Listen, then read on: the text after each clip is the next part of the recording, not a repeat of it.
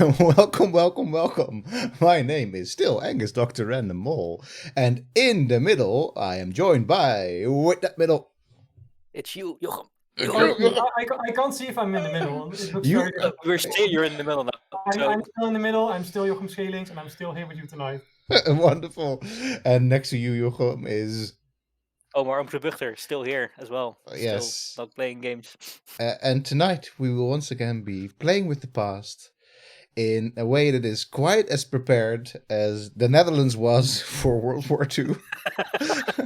In the sense that I will be playing Hearts of Iron 4, and I have technically, as a player in Hearts of Iron 4, I have 0 hours. Yes. and we won't even be Steam, playing. Technically, you have almost 3, but I think that 2.5 was- of those was spectating you, was spectating me and Jochem. So Yeah, and 2.5 hours of it where I guess just having the launcher open or something, I don't know.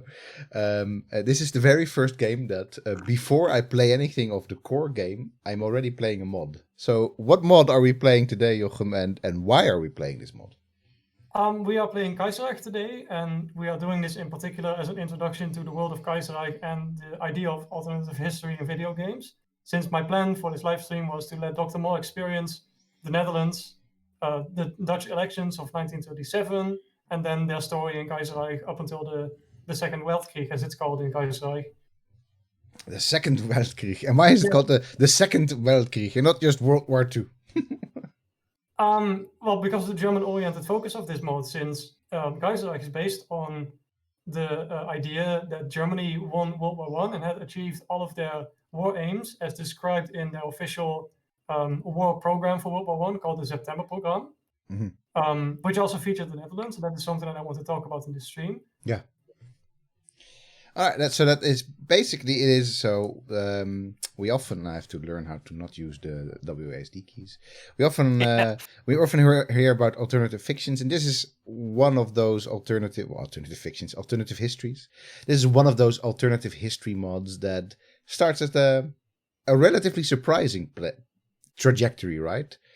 I mean, it's not something that you often encounter in a lot of fiction. Yes, that World War I never happened, or that World War I took a lot longer, but not that it was won by Germany. So at least I don't know of that many examples of it. And so, is it all right to say that you kind of love this mod? You really think it's really interesting, or what? For me personally, I think that this mod is the example of what you can do with alternative history in a video game setting. Yeah. And if I say that I love the mod, it's more for its technical achievements and the amount of storytelling that comes out of it than necessarily, since I mean that's kind of a stereotype that also exists around these mods, that I don't necessarily want this scenario to exist. No, exactly. No, it's not that No, you. it's important to make that distinction, right? Since there are people who use these alternative histories to express, let's say, alternative ideas.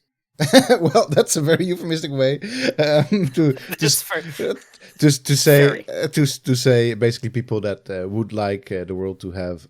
Well, I mean, in a way, you can wonder what it, because it's not necessarily a more fascistic version of the world, right? If Germany had won World War I. Certain historians do have very negative opinions on Germany and German Empire in World War I. Yeah, and also the fact much more nuanced than in World War II, since I mean the balance of power in World War II was very much the Allies were fighting for democracy and freedom, and the Germans were extremely nationalistic and trying to expand their borders by force. But for World War I, it's a bit more complicated. Yeah. Yeah, and also Hindenburg and the other dude, what's his name again? Bismarck. No, not Bismarck. Ludendorff. The other dude, Ludendorff. Were rife anti-Semitics. Among historians, there's this guy called Fritz Fischer, and he believed basically that starting from Prussia up until World War II, Germany was going in one particular unchanging directory, and it was all thanks to the guys that you just mentioned. And I'm among the historians that don't really believe that it's a good idea to be so deterministic. So I don't really like his theories. Yeah. So that's the Sonderek, right? Yeah, that's him. Yeah. All right. Well, this is so far so clear. I think let's take some of that clarity away from me and start playing. You just want to stay here forever and just discuss this and not play it. I mean, can you quickly click on the flag of the Netherlands? Absolutely. So I'm gonna hit in the top left corner. Absolutely. just to explain a few things here briefly. Yeah, Since sure. you see this quite long list of political parties. Yes, we have de Patriotten, de NAS, de Nationaal Arbeidssecretariaat, de RSAP, de Revolutionair Socialistische Arbeiderspartij, de SDAP, de Sociaal-Democratische Arbeiderspartij, de VDB, de Vrijzinnige Democratische Bond, de LSP, de Liberale Staatspartij, de ARP, de Anti-Revolutionaire Partij, de Military Junta. Well, That's the forces Dat of is the army. Nederland. They'll come into play later, but that's not a political party, of course. Sure, yes, not in the Netherlands in this time, because this moment we haven't hit spacebar just yet. We're still Take a in while, we're still probably, in yeah. we're still in somewhat close territory for the Netherlands at least. The Verbond voor Nationaal Herstel and the extremist version of that. I wanted to quickly talk about the Verbond voor Nationaal Herstel, since I think that every other one of these political parties existed in real life, but so did the Verbond voor Nationaal Herstel. It's just that when in real life National Socialism became the prevalent far-right ideology, parties like the Verbond voor Nationaal Herstel, which was a party that was extremely militaristic and very nationalistic, but not necessarily out of the idea from Germany or from German ideology. So in Kaiserreich, since National Socialism simply doesn't exist, nationalistic parties from the 1910s and 1920s continued on to the 1930s. Ah, okay. That's interesting. And this is just the Netherlands, right? So this, of course, has been done. This is a mod. We want to reiterate. By the way, I'm just going to quickly say hi to Emir. Hey, Aris. He made it. Yeah. He made it. So let me also. But yeah, the point is there's no NSB, and that's important. Yeah, exactly. There is no NSB, but for the I mean, my knowledge of the political party system of the 1930s is not that great. But I think the rest of the parties that I'm sort of expecting are there. Are we missing anything else except for the NSB? Well, missing is a hard word to say. Several Christian parties, but that's because they're all represented by the ruling Christian party.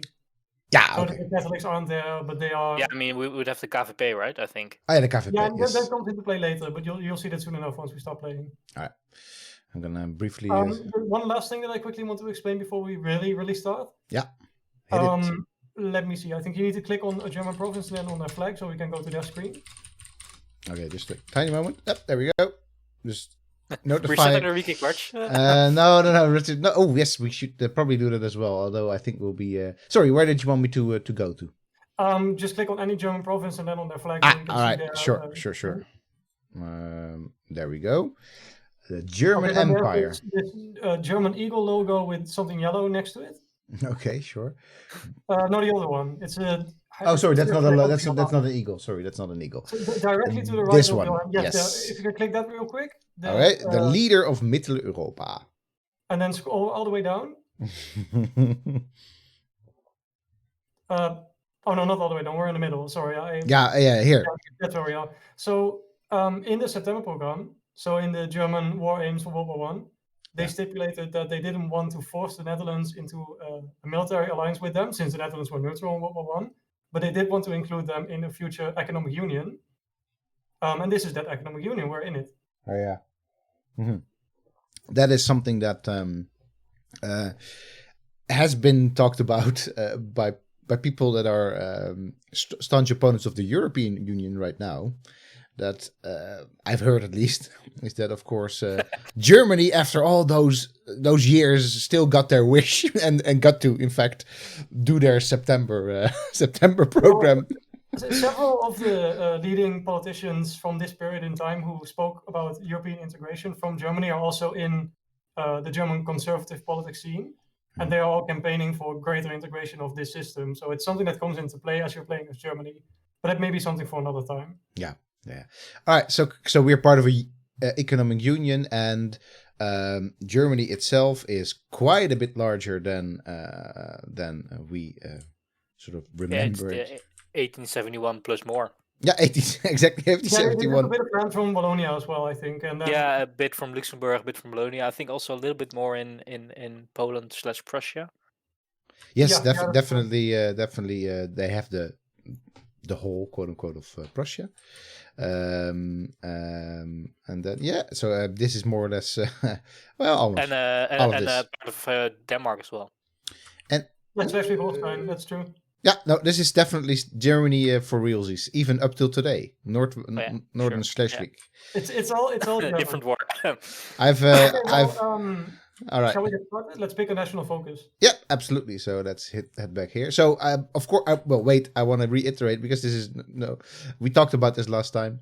This dude is Wilhelm II, who's still firmly in charge of the German Empire, right? So that is the Kaiser whose Reich, whose mod we're playing, basically. Exactly. All right. Okay. So we have, which I think is also something interesting. I mean, we've played with Wilhelmina before in games, but here we're playing as Wilhelmina. Oh, no, we're not playing as, but Wilhelmina is already. Oh, no, she's a head of state. If you look at the Netherlands political screen, we have a proper head of government and other ministers. Oh, all right. So let me. Where is the Netherlands? Click on the flag again, the big one in the top left. Okay. Yeah. Okay. Then you go down. There's government, and that's Hendrikus Colijn and some other people. Come again. This is. Sorry if this for all of you is super. Oh wait, there you go. Yeah. Okay. Okay. It's as confusing for you as it is for everyone. And this changes over time as well. So if we get a different ruling government, or if something nasty happens to our government, and different people come into power, and the power dynamics on the political power screens changes as well. Yeah. All right. Okay, I have a cool story to share later about the SDAP at some point, but and my family history. But that's not for now. For now is the national focus. Keep in mind as you're playing this game. I mean, like I told you before we started streaming, the Netherlands can become every single ideology. So that includes empowering the SDAP. Yeah. My family story. What's right? Exactly. My family story is about not empowering the SDAP. I see. Okay. Let's not empower the SDAP. So the SDAP, the Socialist Party, was of course it was the Troelstra sort of soft revolution that he was going for, right? The Nacht van Troelstra, and I'm gonna say my great grandfather was actually, as we say in the Netherlands, a stille, so secret police, and he was sort of embedded within the SDAP when and as a counter-revolutionary agent, basically. So he basically ratted out the Rotterdam the plans for Rotterdam, the tool sets for Rotterdam, to the authorities just in time for them to basically put a halt to them. So nothing ever really came of it. I mean, in Amsterdam a lot more happened, but in Rotterdam relatively little happened, and that was partly due to my great grandfather. Not definitely a high point for my own family history, I would say. As somebody, it was a different time, right? So it was a different time for doing his job. No, well, that is a very interesting statement to make about this time in particular. But it's okay. It's Kaiserreich, right? Okay, let's pretend that it's okay, but sure. It's as I said, it's not something that I never knew the person, so who knows what his reasons were for doing the job that he did. Probably just liking order, like many other policemen through time. All right. So aftermath of Black Monday. We can't do that. That's a spoiler. We can't do that focus yet, but that's something that happens later. Yeah, okay, so that's something that's going to be happening later. We can do something with Army, the Navy, and the Air Force now. Okay, so that is basically okay. Well, the Air Force. I think that is. It's Fokker, right? The Dutch Air Force was pretty good. Yeah. Was it? Okay, yeah, listen. They actually shot down some German planes in real life, like not Kaiserreich live, but not Kaiserreich live. All right, so I always heard that the Dutch Air Force was the weakest of our forces back then. But okay, let's go for the Dutch Air Force. Why not? Completion time 14 days. Okay. Much more in Kaiserreich. They have adjusted focus times to make for more interesting play sessions. Finally. Not constantly waiting for 70 days to do something. All right. Air power has already shown to be useful in the Weltkrieg, so the First World War, as we would say, but just not named the Weltkrieg now. And we can only anticipate its need increasing. We need to lay a firm foundation for air power in the Netherlands to keep up with foreign enemies. Okay. All right. that's done. The Air Force is underway.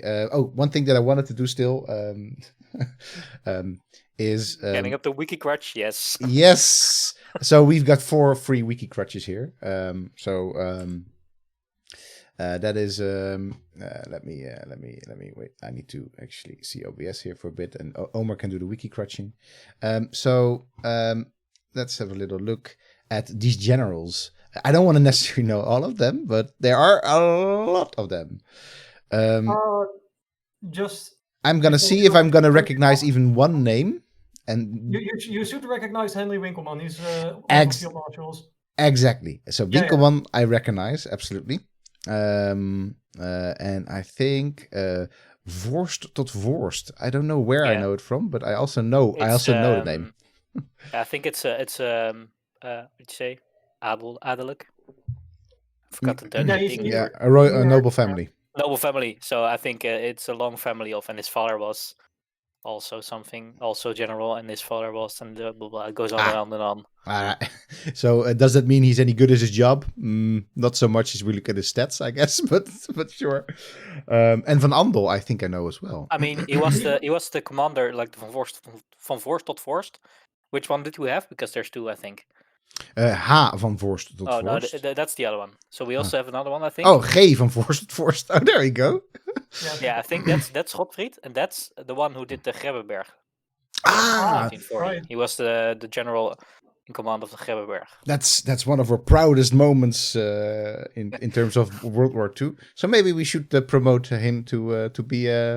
He's enabled to be promoted. Can I assign him though? Yeah, I can assign him. All right, let's keep. That's honestly don't know if I'm making a good decision here, but that doesn't matter. It doesn't really matter yet. All right, and then Henry Winkelmann as well. You should assign him as a field marshal, not as a general. So you need to assign these armies to a field general group. Okay. We'll do that later. So just assign generals first. All right, sure. All right, I'm just gonna now shout out. I need to know who Statius Müller is. Omar. He was in the Dutch colonial army, I think. I know that he, Mark Boerstra, and Jan were all in the KNIL, but I'm not quite sure what he did there exactly. What's his name again? Gustav Statius Müller. I have one, but now Wikipedia says it's a German theologist. So okay. We need to add one. We need to be wiki crutching more. All right, that's for JA, and this is for the wiki crutch. There we go. All right, so who is Gustav Statius Müller? He has a funky haircut, that's for sure. Yeah, it's a shame they didn't add any general descriptions, because there is something you can do, and I think that Argentina and Germany now all have them. Yeah. But since the mod team hasn't updated the Netherlands in a while, they probably just haven't gotten to it So yet. the good old man doesn't have a Wikipedia page, of course not. But I can tell you he was born in Jakarta on the 23rd of April, 1889. Okay. And he died in Schravenhagen in 62. So okay, so he was definitely doing something for the KNIL, very probably. All right. He was the first lieutenant of the Wapen der Genie in het KNIL. In the KNIL. Okay. Yeah. He's an engineer, so that's all on point. Career officer. Should we just go for Gerardus Johannes Berenschot? Berenschot klinkt also sounds nice. All these Dutch names in between. Honestly, Angus, maybe we should start playing the game. All right. No, we don't. We don't play games here until the Berenschot, it's going to be. All right, I'm hitting the space bar. Does it do the... What's the name again? I want to know who is to speed it up a little bit. Sure. Here's our intro event. All right, our intro event. Wonderful. Half an hour further. This is value style, remember? The Netherlands was one of the few countries in Europe to preserve its neutrality in the Weltkrieg, despite discussions about joining the war on the side of Germany. Absolutely.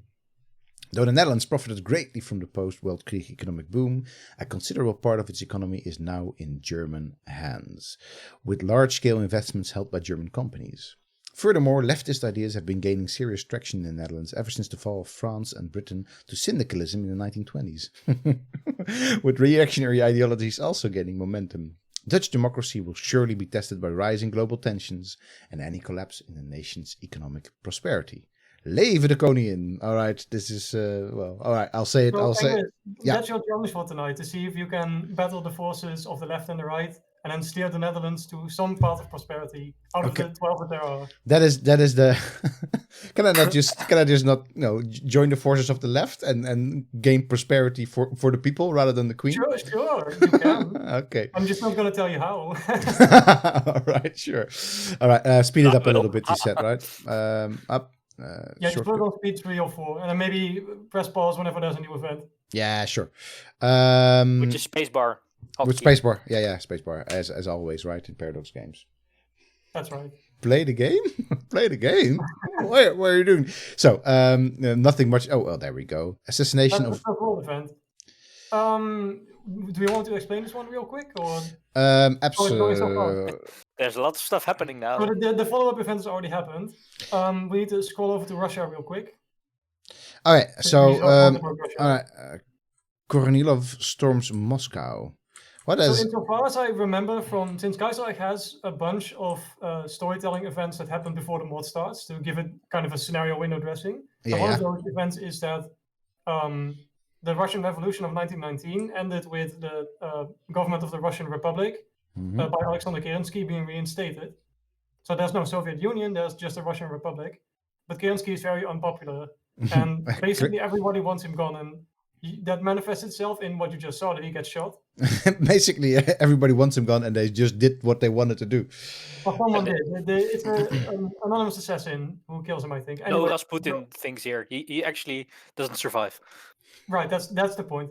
Okay. So one of the outcomes of this assassination, as you see here, is that the military seizes power. Yeah, okay. So, military junta in Russia now.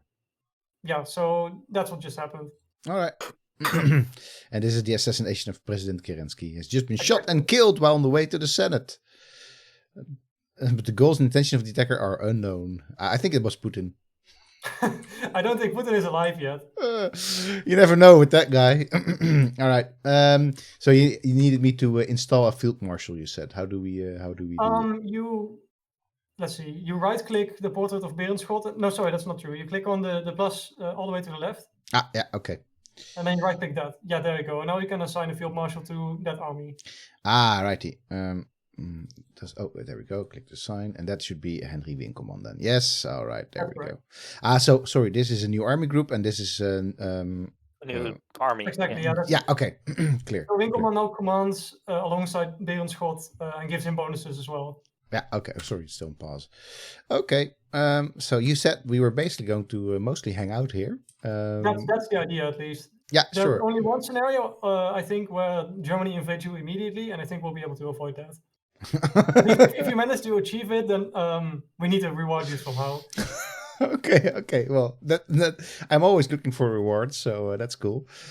This, by the way, is how I often just play any Paradox games. Is just chilling out for a couple of years, speed relatively high, but not all the way up. Okay, national focus is completed, so we go for a new national focus, I guess. Oh, there we go. Yeah. I guess we want to spacebar a little bit here, because otherwise time just... Okay, we are gonna... it saves up some, so... Yeah. Establish the Air Academy. Gilserijen. Okay, very good. So, I mean, there's no choice here. We can just do both, right? Yeah, and the only other choice is if you want Koolhoven or Fokker as our national airplane designer. Which Nice. is a choice. Yeah, it's a choice. So I mean, of course, in reality, we kind of got both, right? But Yeah. but here it has. This is one of those things that Sid Meier's calls an interesting choice. But I think I'm gonna first go for Gilserijen Airbase. There we but go. this is the fun choice. I mean, Fokker and Koolhoven are kind of the kings of the Netherlands when it comes to to our aviation history, right? I mean, JA will know much more about this sort of stuff than I do, but that's... Look, planes, Jay. We're talking about planes. No, Yes. But we're going to go for Gilserijen. That's... I like that. That's... The Totalist Charter. Mussolini... Oh, so this guy is around. Okay. Yeah, I think this is one that I need to explain, but please read it. Oh, first. wait. And maybe press pause. Press pass, yes. Oh, my goodness. Edward the Eighth is... You can move away the other things. Oh, yes, of course. There we go. And then Edward second. All right, let's first focus a little bit on the Totalist Charter. So Mussolini, Valois, Ultramare, and other interested parties arrive in Birmingham today to discuss their common ground. In Birmingham, okay. What? Sure. Marxism. Okay, you have this one. You actually have to help me with Sorelianism. All right. Yeah. Okay. So. Okay, wiki crush me here. I mean, or are you? No, I'm good. it's okay, I You can know. explain that one, I think. All right. So, Cool. briefly speaking, in both Britain and France, following the end of World War One, which ended in their defeat, there were leftist revolutions in which the trade union congresses of both France and Britain installed a left-wing government, and the traditional nationalists of the 1930s. So the people that they mention here, Mussolini and Mosley and other figures who are still in their respective countries, now gather together to design a new ideology which rehabilitates nationalism and militarism into socialism. So this is kind of Kaiserreich's version of National Socialism. Way of dodging the bullet of National Socialism while still having it a little bit. George Sorel, the national syndicalist theorist from France, was one of the main inspirations for the theories that later became fascism. But he was, let's say, the most far right you can be as a socialist, and wanted to create a centralized state of trade unions, which rehabilitates the ideas of nationalism. So he was kind of a nationalist socialist, but not a national socialist, so to speak. Yeah, I guess what they're playing around with here is that the charter claims a socialist state in the final stage of human development, and that democracy is not necessary. So exactly. So that is really, of course, sort of the totalitarian, the totalist charter. The idea that you can be a totalitarian at the same time also be socialist. They also have the gameplay function of creating a scenario where the forces of the left in Kaiserreich, since they are united in a faction, the Third International, they can, one of them or both of them or even three of them can adopt totalism, and then suddenly there's, let's say, a more morally questionable faction on the board. Yeah, exactly. There will be the radical right and the radical left as being both something to maybe steer away from, or maybe to lean into, depending on what you want to do as a player. So you can also have the opposite. For example, in both Britain and France, there's anarchist socialist factions. There's even a feminist faction in Britain, led by one of the most famous suffragettes from the 1920s. Nice. No suffragettes in. Chairman, so that might happen in our game, but Mosley can also be elected chairman. So we'll see. No Aletta Jacobs in the Netherlands. No mention of her, unfortunately. By the way, chat. Yes, there was an interview with Value with Value. It's with me in the Volkskrant. Me as the head, the head of Value in this particular case. Let me link it. Hold on. But yeah, it's been behind a horrible paywall. But you never know. So Jay, I was told that unfortunately, I think we were butted out today because of some bones of a saint. I think that was the reason, and hopefully tomorrow we should be in there, and otherwise next week. So that's what the Peter Sabel has told me. Jay is also in there, so it's the extended Value family. The people must reject this madness. They must. And Edward VIII is crowned as King of Britain. People must reject it. Oh no, interesting. Okay, no. So this is not. Yeah, just briefly about him. If you want to scroll over to Canada real quick. Sure. I wish I could do it in real life, but yeah, okay. Yeah, just go to Canada in the blink of an eye. So the British royal family, following that leftist revolution, fled to Canada, and they are now hosting a government in exile on behalf of the British monarchy there. Okay. They've been called Edward VIII as King of Britain. Nice. So he is the King of Britain, but he's not, in fact, the leader of the Union of Britain. No, exactly. The leader of the Union of Britain is the Viscount of Snowdon. Snowdon. But that's only for now. They'll have an election soon, and then they can select one of four different socialist factions. All right. The mild-mannered Viscount. I mean, this mod has some great writing, I have to say. The mild-mannered Viscount almost shouldn't have been the chairman of the British. Oh, this is good stuff. This is good. I'm going to have a lot of fun just reading the interest. All right. Interesting. And while he is a very popular leader, I think that the chairman of France was involved in some kind of scandal. I don't remember what it was exactly, but he is very unpopular, empowering radical factions in this country. I think I know this name. I wanna. He is a communist, right? He is a trade unionist in real life, and I mean everyone in Kaiserreich is a real person. So you can always Yeah. Yeah, so I only know of his name, I think, because I don't know that much about French political systems of the early 20th century, because I've read a lot of French anthropologists, and a couple of them were kind of into this dude as well. Lots of stuff is happening in the meantime. Central European time conversion. Oh my goodness, wonderful.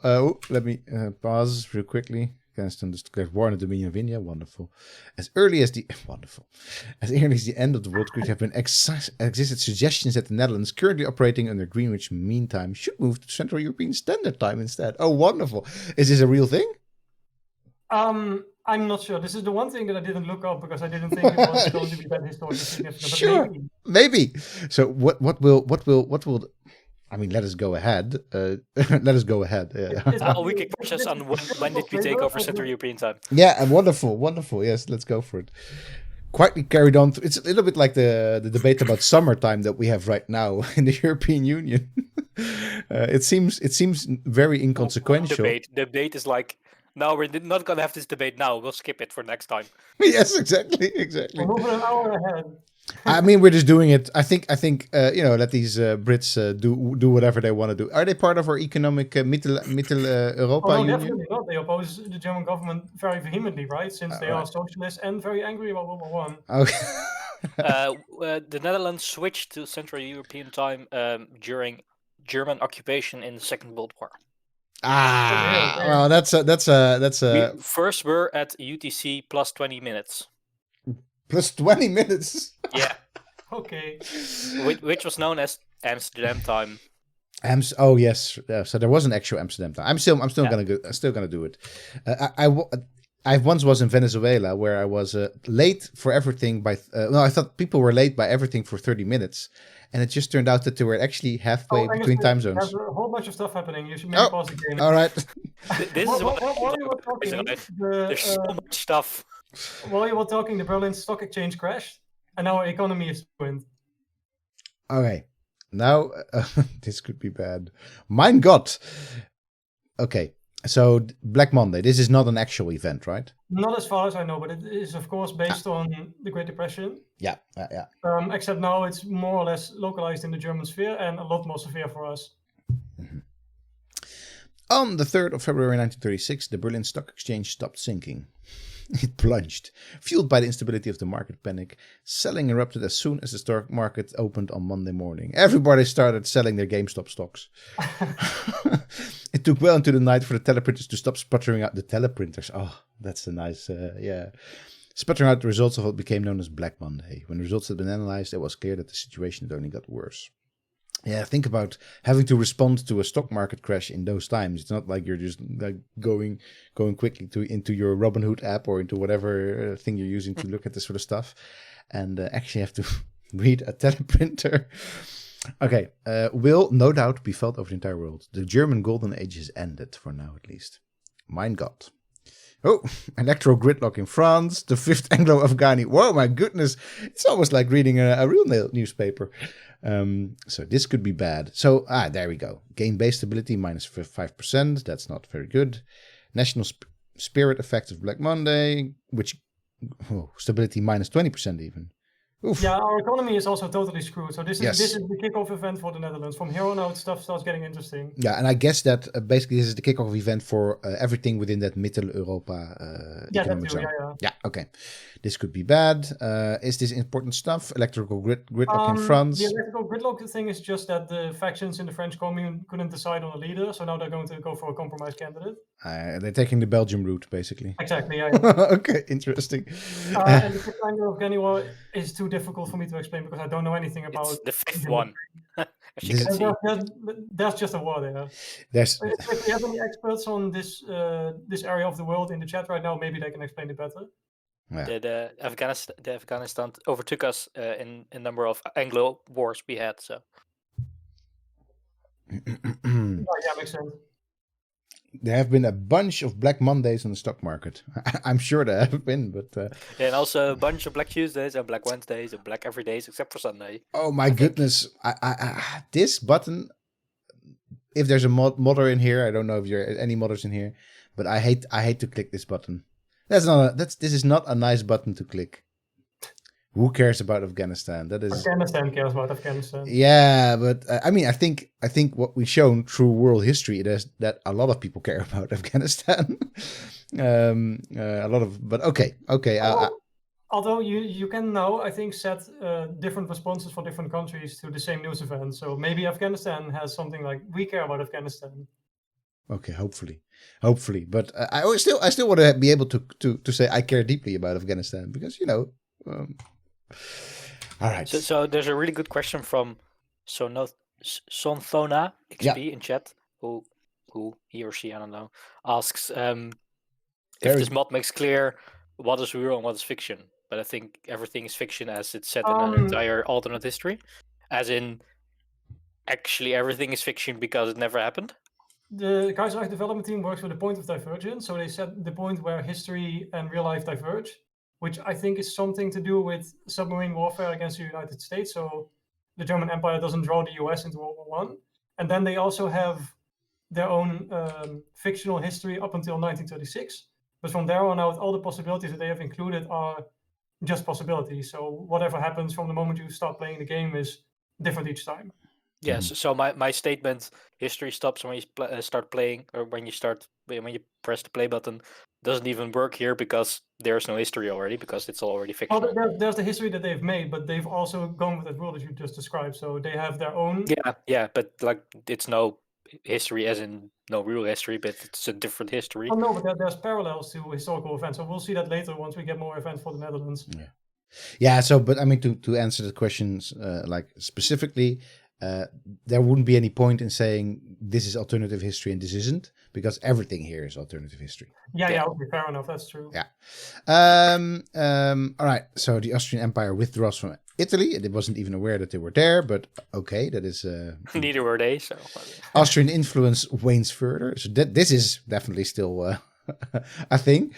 a big thing. A big thing.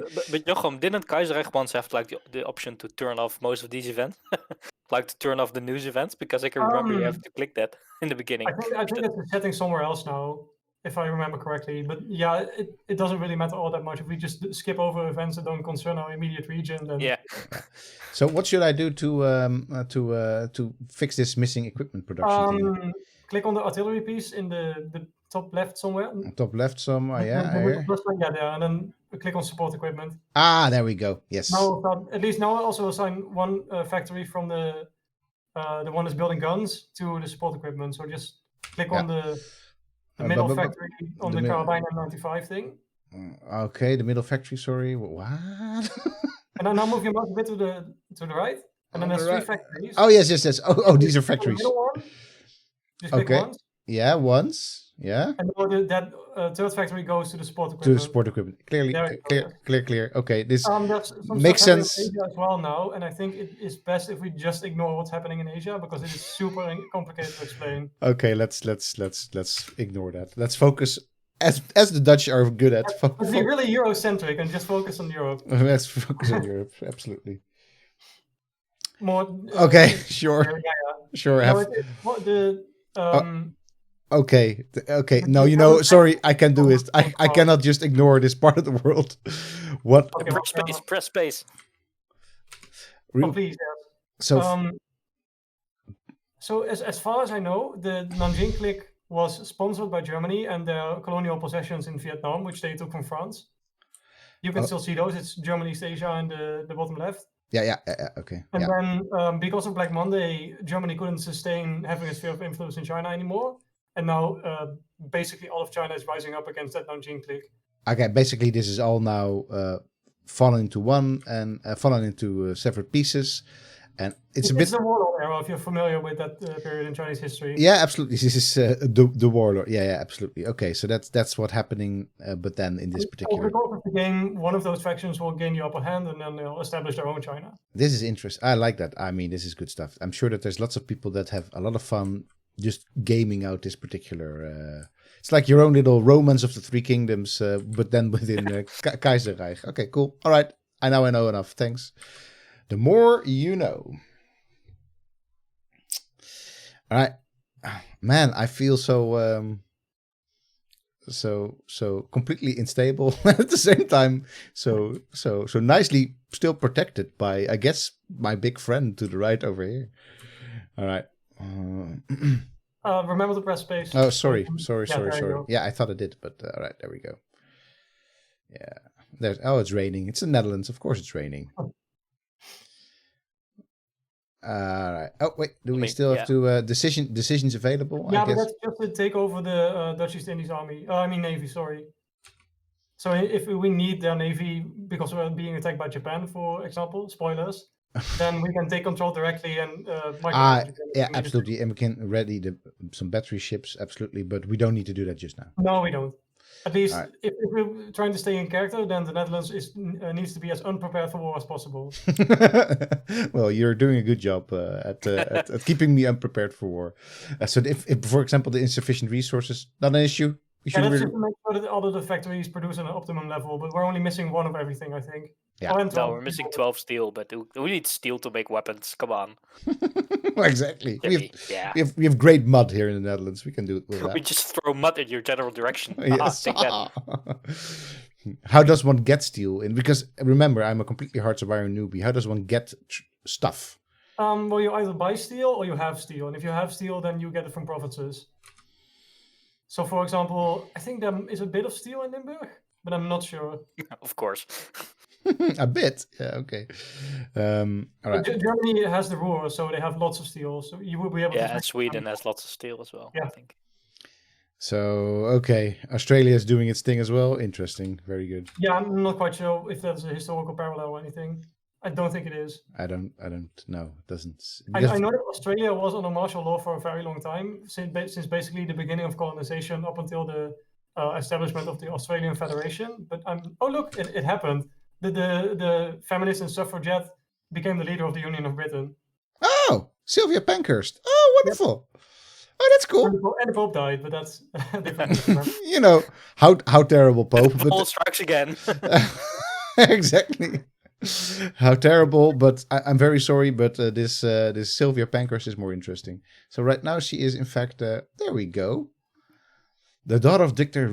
Richard Pankhurst and Emmeline Pankhurst was born in Old Trafford, Manchester. Wonderful. Her father was a committed socialist and a strong advocate of women's suffrage. Started to work during the First World War. Was horrified to see her mother Emmeline and her sister Christabel become enthusiastic supporters of the war drive and campaign in favor of military conscription. She was also a pacifist in a way, right? Yeah. She was opposed to the war, was publicly attacked in the newly... Okay, very cool. Led her to become the leader of the British section of the Third International. By 1922, the British section had admitted to the syndicalist ideology, thereby moving from an anti-war position to a pro-general strike position.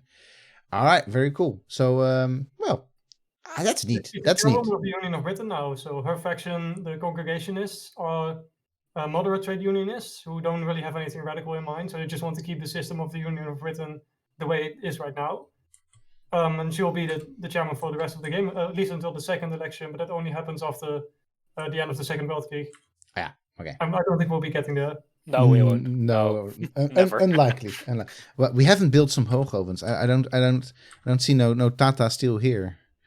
So no, apparently we haven't done our bit there yet. Come on, Gilserijen, hurry up. Oh. Yeah, we've been doing too much talking. We're only on the second national focus. I mean, that's what we do, Jochem. Haven't you noticed? I'm just hoping we can at least get to the elections. I mean, I can. The First International Congress. All right. This is just the Third International having a socialist meeting of all the socialist nations in the world. And they also get their own events where people hold speeches. So someone from France speaks about something. Your chairman says something that they've all scripted events for. Yeah. But we won't be able to see that since we're in the Netherlands and we don't participate in it. Okay, well, the event of the Third International was taken up by the Communards. The ideological tenor of the event promised to... Okay, so syndicalists now have their first international congress is kind of the idea, right?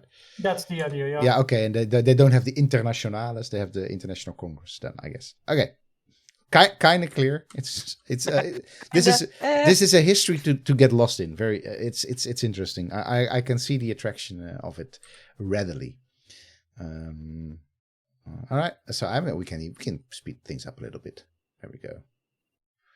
There we go. But the airbase is done. No, the airbase is done. There we go. Quickly now national focus. So I guess now we had our Black Monday event. Yeah, so... we can deal with the aftermath of Black Monday and then get rid of that nasty minus 50% efficiency to all of our factories. Okay. So replace effects of Black Monday with economic recovery. That's if it was so quick. But it still takes 2 months and it doesn't fix everything. No. As a matter of fact, you see the rest of the tree. We need to go through all of that to fix it completely. All right, let's. I mean, I like that. So basically, the Netherlands is very much about recovering from this economic crash. Most subsidized. This is nice. All right, I'm not going to look too deep into it, but let's start as recovery. It's such a Dutch thing to do. There's like world wars looming, and you're like, let's focus on the economy. Stefan the 10th. We're getting very lucky with our leader, since this is the Social Democratic candidate for the Pope, I think. Okay, I honestly didn't know that there was a Stefan 1 to 9, but Stefan the 10th. I'm sure this is probably what it's was also he? not the historical Pope in this period. That's Pius the 10th, I think. Yeah. But no, clearly, but he was Elia Cardinale della Costa had become okay. All right. Stephen IX was Pope from 1020 till 1058. Oh, he died in 1058. That's a long time ago. That's why you don't know him, probably. Oh, yeah, that is a long time ago for Stevens to be popes. Also known as Frederick. Yes. So I want to real quickly have a little look at what's happening here. Well, we can't really see much. But something worry is going on. Oops. Take it easy, game. Take it easy. Oh dear. No, it's fine. Yeah, I'm still playing at speed 5 and streaming at the same time. It's a bit straining on the system, I think. Yeah, I think it just has to scroll through so much stuff happening, right? So far, there we go. A Treaty of Yinan took 4 states. Okay, so they're falling living standards.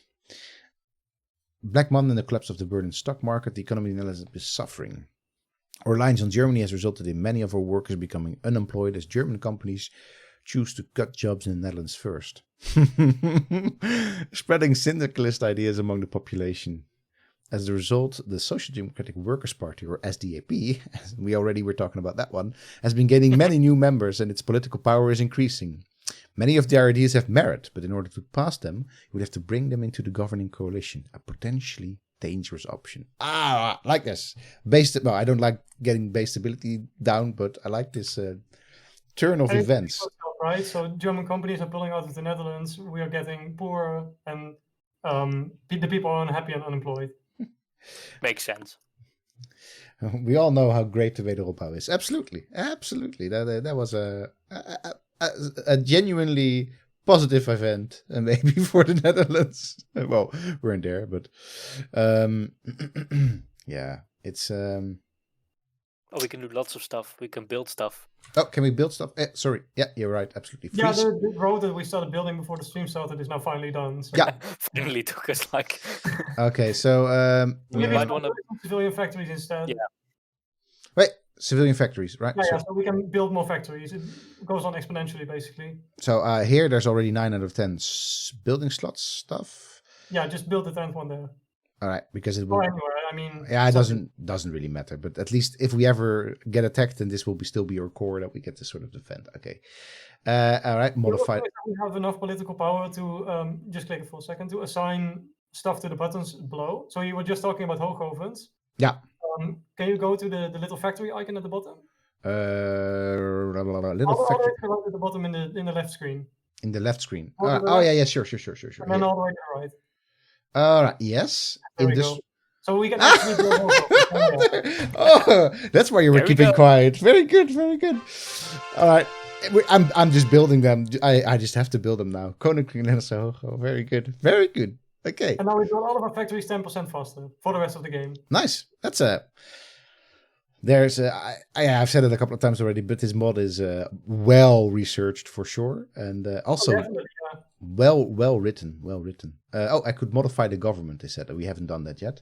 No, we don't have the political power anymore. We just spent it. Okay.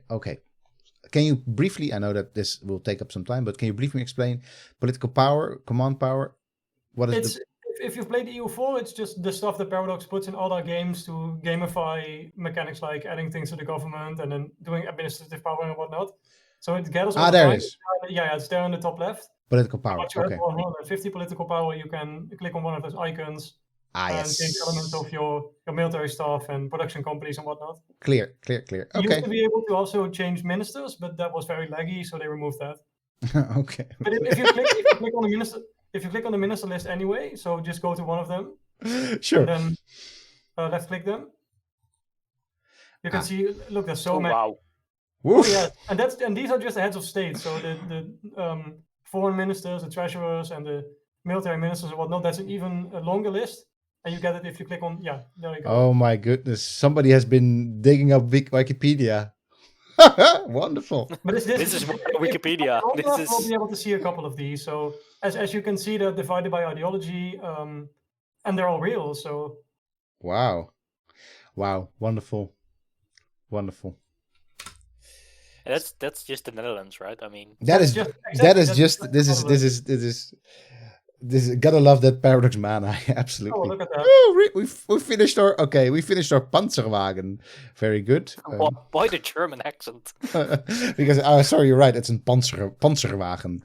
Sorry, and it's a DAFje. We just got our first DAF. It's very nice. It's a Variomaat as well. 1939, and we built it in 1936, but that's okay. Yes, exactly. That's absolutely fine. And we also have a Landsverkenner. So it has a range of 200 kilometers, and it can explore the whole of the Netherlands. Very good. All right. Just plonk one down in Utrecht on top of the Dom Tower, and you're done. You're done. Yes. And now we can select different researchers. So we have 2 research slots available. Yeah. All right, why don't you go to the tabs and then look at something in, let's say, the latter half tab or something. That's up to you. Okay. Stuff happening in the Baltics. We'll deal with it later. All right. Land doctrine. This is the way our army operates. So we have 4 choices. Yeah. It's mobile warfare is basically what Germany did in World War II in real life. Yeah. Superior firepower is shock and awe. Yeah. Grand battle plan is World War I, and mass assault is the Soviet Union. Yes. It's just roughly speaking, giving examples of what these talking about. Yeah, absolutely. Yeah. No, I remember these sort of styles from Europa Universalis as well, where you can go. I'm gonna go for the superior firepower. I feel that would be neat. Which is in metagaming terms the best one. So there you go. There you go. All right, let's go for that one. And I guess ship designs is maybe something we can also have a look at, but these will probably take ages, right? Yeah, and they're also for 1940 plus, so we can't really use them. We already have these, except this one, the Dreadnoughts, but that's not really our we don't style. fear those. We'll overhaul the entire Dutch Navy to have massive Dreadnoughts. Yes. just the Netherlands as one floating Dreadnought. Just yes, exactly. Would be a good plan for the future. Did they write an AA script to import it from Wikipedia? Yes, that would be a good. I still think not everything is on Wikipedia. No. So they did some extra digging as well. Not just that, but for the development of the Netherlands, a lot of primary sources were also used instead of Wikipedia. So, for example, there's, if I don't remember the name exactly, but there's this document that's given out by the government of people in service of the royal family. And it has a super extensive list of foreign office ministers with pictures, and they use a lot of those for the minister pictures in Kaiserreich. All right, I guess now it's getting interesting. Oh yeah, we have to wait with the rest of the focuses until the election, because these 4 branches represent the 4 plans of the different political forces in the country. All right, we can't do them just yet. We can do monetarism, which is really cursed. That's neoliberalism. Where's... No. Oh wait, so we have to. We can choose one of these. Until the election, so one of the political parties that gets elected gets to do one of these 4. Oh, monetarism! No, monetarism. I already have Rutte in real life. I'm very. All right, Dutch boots requires the Dutch army. I guess we don't have that one just yet. So let's. Do it. Right. All right. Let's go for Fokker and Koolhoven. All right. So mutually exclusive. I like this. Mutually exclusive with Fokker. Grants air research speed, so focus on and this one will air research speed. Wait, I'd say go for Maybe if Fokker. they do the same thing, it's just because they didn't balance it correctly. But that's on the development team. Yeah, it's. I mean, it doesn't do. I It's, think they do different things, but there's just so many numbers you don't really. And exactly. Agnes This, doesn't know what any of these numbers mean. no, so- well, I mean, okay, it sort of gets, but I mean, it literally means. As far as I can tell from what I'm seeing here, it's just an overall 10% bonus to everything that planes can do. It's like, who do you like more, Fokker or Koolhoven? Well, okay, I'll But just. it's really also about the fighter designs, I mean, right? So below, we could do Oh. eventually huisje-boompje beestje tactics. that's right. Oh my goodness, yes. What the hell is that? All right, we have to talk about this at some point. But I'm going to go for Fokker because I want to have Fokker fighters and Fokker Jachtkruisers. Naval bombers. No, Fokker it is. Right, We're not right, Jay? really Yeah. by a long shot, but we're already stuck on the decision which aerial company to take. Oh, yes. You didn't know this of me yet, but I'm so horrible at taking It's probably decisions. a 6-hour stream. Yeah. Fulcrum. Oh my God, there's stuff happening in Argentina. It's, I'm not quite sure who Manuel Calles is, so we'll just. we have If there are to. any Argentinian experts in the chat, feel free to let yourself be known. Probably not. Absolutely. If you want to go to any part of the world and want to say, like, hey, what did these crazy But we mothers? can go to the Middle East just for Ares, so we can talk about. Okay, moderate socialism, we shall see. This Yeah, is so Italy is divided into halves. We can look at that real quick.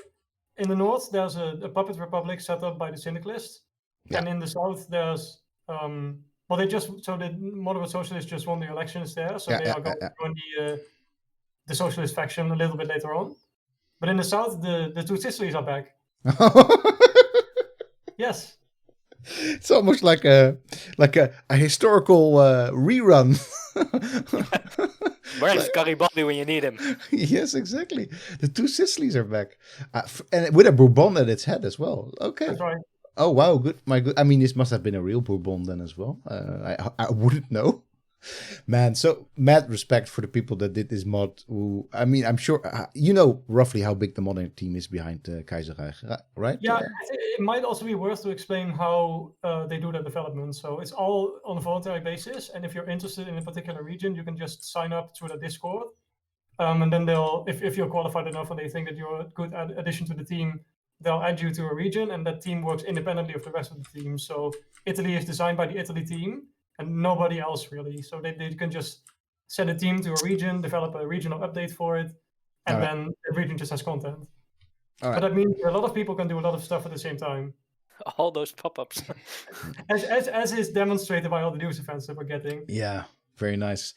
Concerning some stuff happening in Siam. Sorry, Siam, I'm gonna not have a look at you. And the International has created their own art association. Oh, Now have all sorts of crazy avant-garde art. I mean that happened in real life as well. It did, yeah. Okay, so let's state to set up. The first festival to show off the fruits of the program is planned to happen within 2 years at Cannes. This is the dawn of a new syndicalist entertainment. Nice. I mean, this is a nice picture as well, by the way. All right, truly curious. Yes, that's a good one. All right. Ares wants to look at Greece, yeah. Okay, of course, Ares wants to have a little. We're taking also requests right now while I keep the meter running. So, what happened here in Greece? Do you know, Jochem? Yeah, Greece is in sort of a similar situation as we are, actually, since their economy is very much tied to Germany, but also to Austria. And the current government has to maintain their economic independence. Oh, that's pause the game real quick. Something else is happening. And then eventually you'll be able to either remain a republic or restore one of the two candidates to the Greek throne.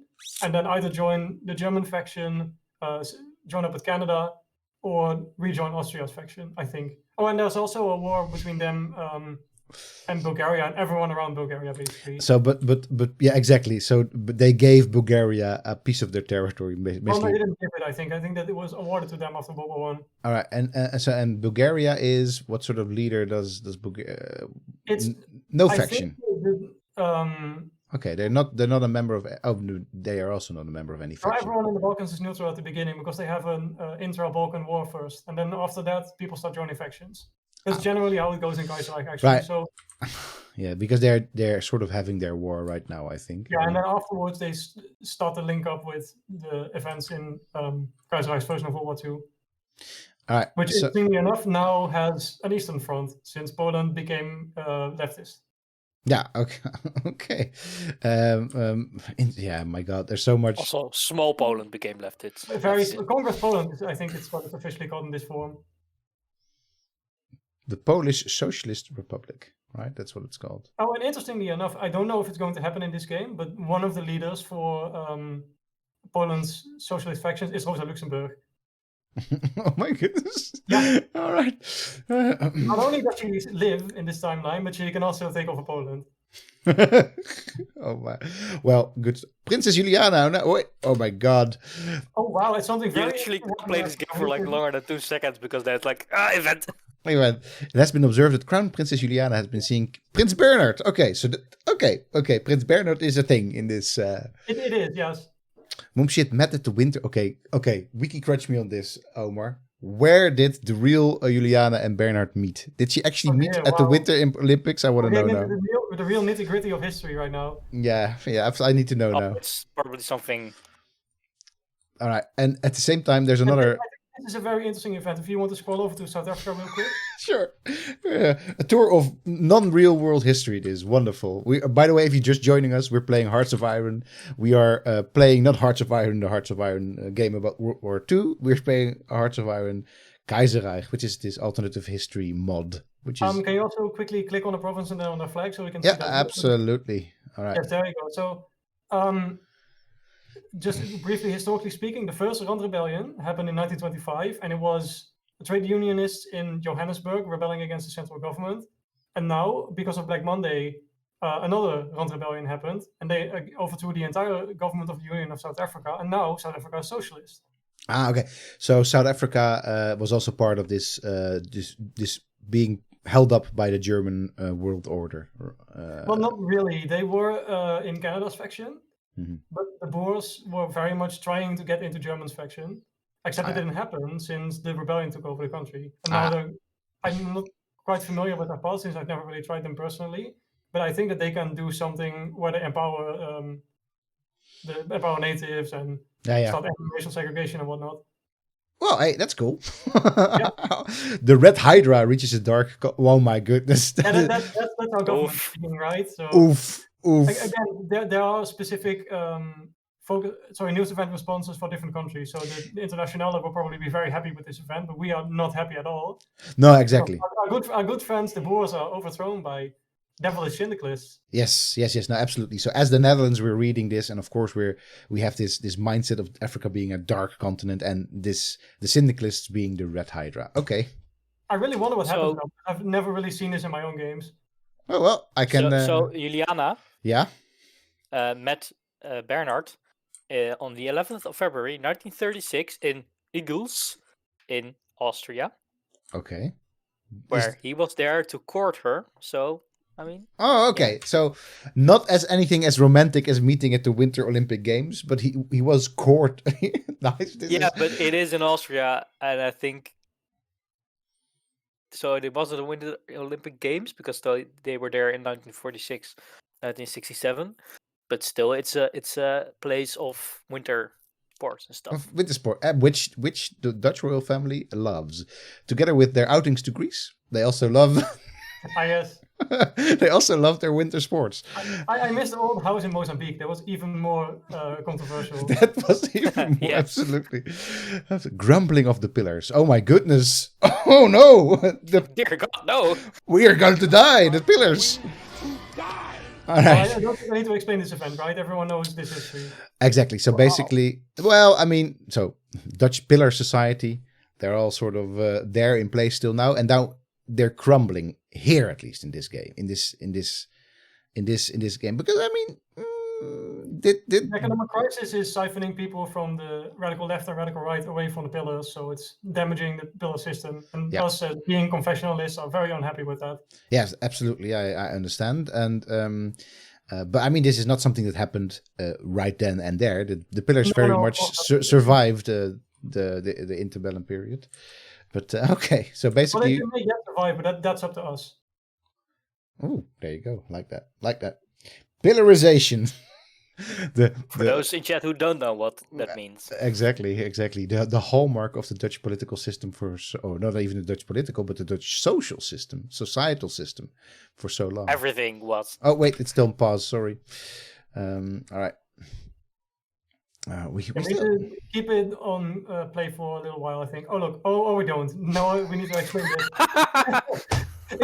It will keep happening for a long time, I think. Okay. And you're blaming Angus for the fact that we haven't played that much. All right. No, it's fine. We just stop for every single event, but that's cool too. Maybe we'll just resume this at a later date. Anyway, so what this is, in Dutch East Indies, there were a couple of intellectuals among the Indonesian population who were collaborating with the colonial government, and one of them was, I can't pronounce his name, but it ended with Sutardio, as you see here. Yeah. And he sent a petition to the Dutch government about granting more autonomy to the Indonesians, and then maybe setting up some kind of joint government system together. And the government kind of says, we'll deal with this next year. Exactly, like somewhere next year, before Christmas. Yes. I think you used to be able to reject it completely immediately, but they removed that. Oh, that's a pity. Because I think, I mean, that's not a pity because I'm against Indonesian. But I think it would be an interesting choice to have to immediately, from a historical point of view, to reject it. Because I think if they could have... That's what they would have done. Yes, exactly. Once you actually get to decide about it, you can still reject it, I think. But by then, there's a new government in power. So I think they removed it because of that. All right.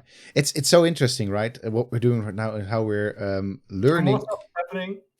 More so, we're learning about history by not playing history. That's what I really like about our alternative. A lot of alternative histories is that they reckon you by being counterfactual. It only makes sense on a historical scale because you have to then return to what is factual. Right? Exactly. Yeah. They are still using historical facts, but they are creating their own narrative with it. Yeah, absolutely. And that narrative, I mean, you can also just sort of enjoy it, I guess, as its own narrative. But part of the enjoyment of an alternative history is in knowing the facts of what really happened and like, oh, look what happened there, and oh my good, let's see what happens here. Yeah. So that's so anyway, rise of the radical left, of course, of course. What I really, really like as well is the Roden roepen, the stem des volks. It's a nice propaganda poster, isn't it? It is very nice.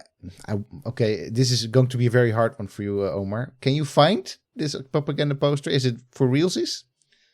I don't think they made their own custom poster, so this must be a real one. I really can't. What does it say? Because I really can't read it either. The Roden with double O, of course, because this is old school. You should check Delphi. If it's anywhere, it must be there. Yeah, but what does it say? Because De Roden roepen, de stem des volks. Basically, it's. So this event just outlines all of the radical left parties that exist in the Netherlands at the moment. Hey, we're dropping quite a bit of stability here. Yeah, we are. It's all these effects of that economic crisis are really hitting us hard. Yes, okay. I'm like, it's really nice that we have to sort of that we went for. So, the Stem des Volks was a mixed choir from Amsterdam, who were known for singing socialist battle anthems. Strijdlied.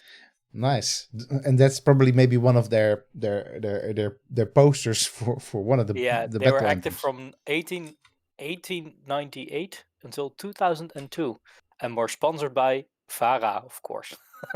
By the VARA, very good. Okay, so national focus completed. Wonderful. We've got Fokker. We'll skip the Siamese Civil War. It's not relevant for us. No, okay. But I think it's worth explaining the event that we have on screen right now. Okay, yes, the Christelijke Nationale Alliantie. All right, there we go. Of course, so the ARP and the CAU and the Catholic RKSP have held a convincing majority in the government for a long time already. However, they can no longer count on the unconditional and unwavering support of their respective pillars. That's because the pillar society has been falling apart. Okay. While still dominant in their own spheres, they're losing ground to the far left. The formation of the Christian National Alliance, or CDA. Oh, wait, sorry. CNA. CNA. It's meant to represent the CDA, but a lot earlier in time. Yes, absolutely. So this is the CDA, but then just named after a big department store in the Netherlands. The CNA. All right, is likely going to cost them more votes in the long run. Is likely Yes, going well, to cost them. yeah, Okay. Okay. We told all the confessional voters that if they wanted to vote for a party that isn't Christian, well, too bad for them. Now we have a massive party with an absolute majority in the government. Yeah. But it's just upended our political system completely. United in. We get minus stability for it again, and we don't know if it's going to pay off in the long run. No. Clearly, we wouldn't know. Oh, we actually can. Available planes in reserves. Yeah, that doesn't really matter. Yeah, we're not at war, so. Okay, there we go. No national focus set. That does matter. So there's no. It's just focusing on something else again, right? Yeah, we're still not at the election, so No. we can't do any of our mandates. I'm just gonna go for Fokker fighters, just to maybe we should be regaled by some. If you want some socialist Dutch tunes, very nice. I mean, it's literally the Rode Roepen. It's on YouTube. Yeah, I'm somehow. It's SEC picture. So. Oh really? Very nice. Very good. Angus, can you switch back to the infantry map mode? Yes, with F1, right? Yeah, there we go. Yeah. Okay. There you go. All right. Yeah, the airplane map mode is not that pretty to look at. No, that's why that happened. Unassigned divisions. Oh, we made a division. Oh yeah, we made a marine. Well, he's done training now in Friesland. Yeah, so I guess right-click an existing army or create a new one to assign. All right, we're just gonna hook them up with this one. There we go. You right-click them at the bottom of the screen, so where the generals are. Ah, right. Well, I guess he can also. He's walking to. Yeah. Okay. I'm this. Wait, which one is which one? Can I see? Yeah. Okay. They're all in the Netherlands, so. Yeah, I mean it's already closed. Oh, I selected them. Yeah. Sorry. There we go. Okay. Yeah. Perfect. Why is that? He doesn't have any. No, exactly. Nobody should just. No orders here. No. No such thing as orders. Heap heap, hoera! All right, Koninginnedag. It's Queen's Day. Yeah, political power plus 20. So that is nice. Okay, probably. Now we have 150 political power. Yeah, so we can do something here. All right. So you want to go for someone of the military stuff this time? Yeah, sure. So Pick anyone. Chief of Staff. I'll get Wikipedia ready. Oh my goodness. Well, although yeah, some of these people are the general staff for the communist. Simon Spoor.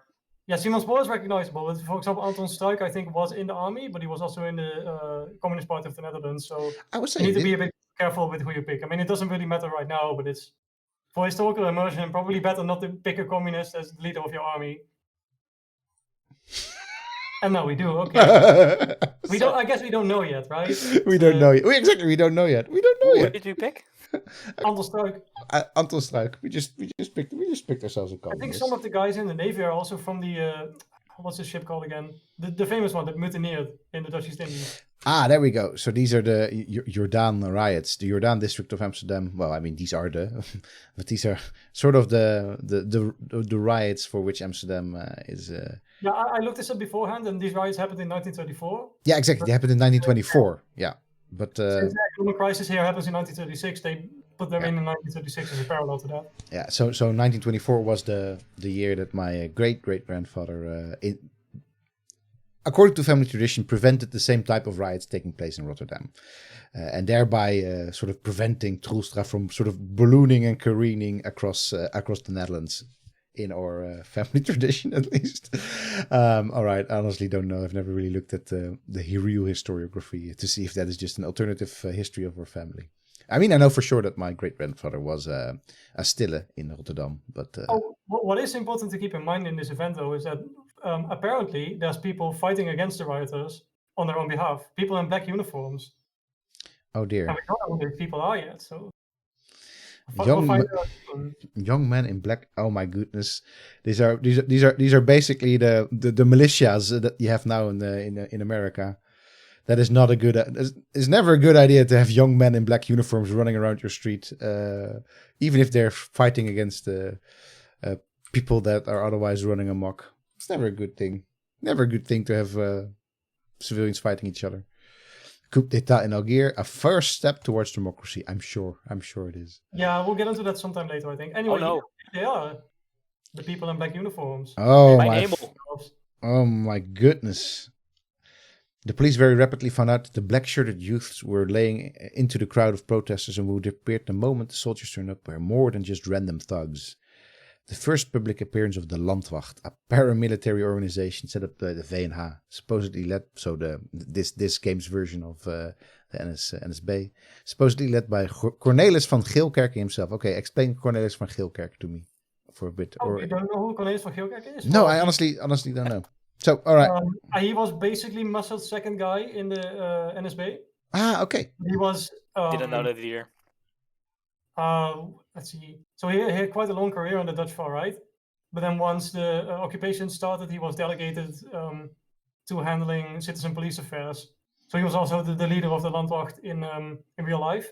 But the real life Landwacht was an auxiliary police that was meant to help the Dutch occupier. And here they are, their own organization, working with the Union for National Recovery. Yeah, that is.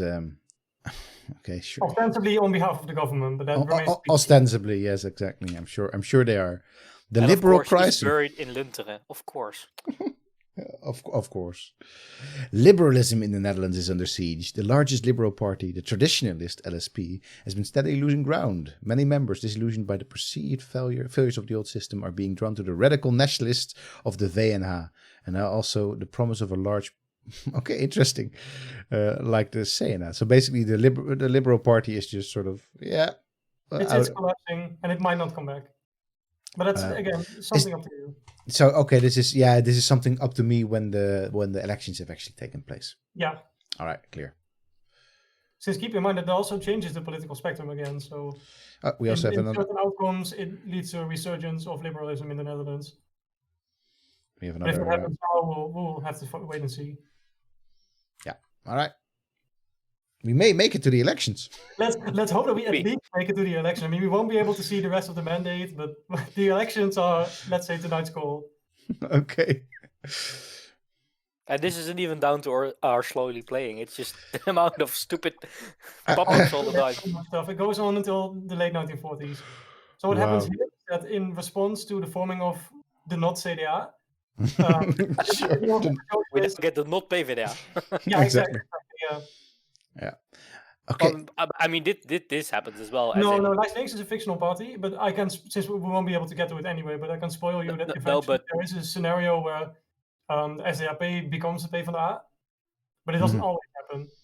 Yeah, but like GroenLinks and PvdA still share the same list, as in many elections they're like on the same thing. Yeah, but I mean the events that led up to their formation were quite specific. So I think that the dev team decided that it happens in certain scenarios, but it doesn't happen in certain other ones. So for example, the RSAP, which is also a part of GroenLinks, can also just stay independent sometimes, and other times they join the PvdA. I need to go for. I want to see. Huisje, bompje, beestje. I want to go to huisje, bompje, beestje tactics. So interesting. So basically, what we're seeing here with the scenario for the Netherlands, as they've worked it out, is a really slow crumbling of not only the pillars but also the political parties associated with him by being sort of the reshaping of the political lines of campaigning, and then eventually after the elections, you'll be able to decide where it goes from there on out. Yeah. All right.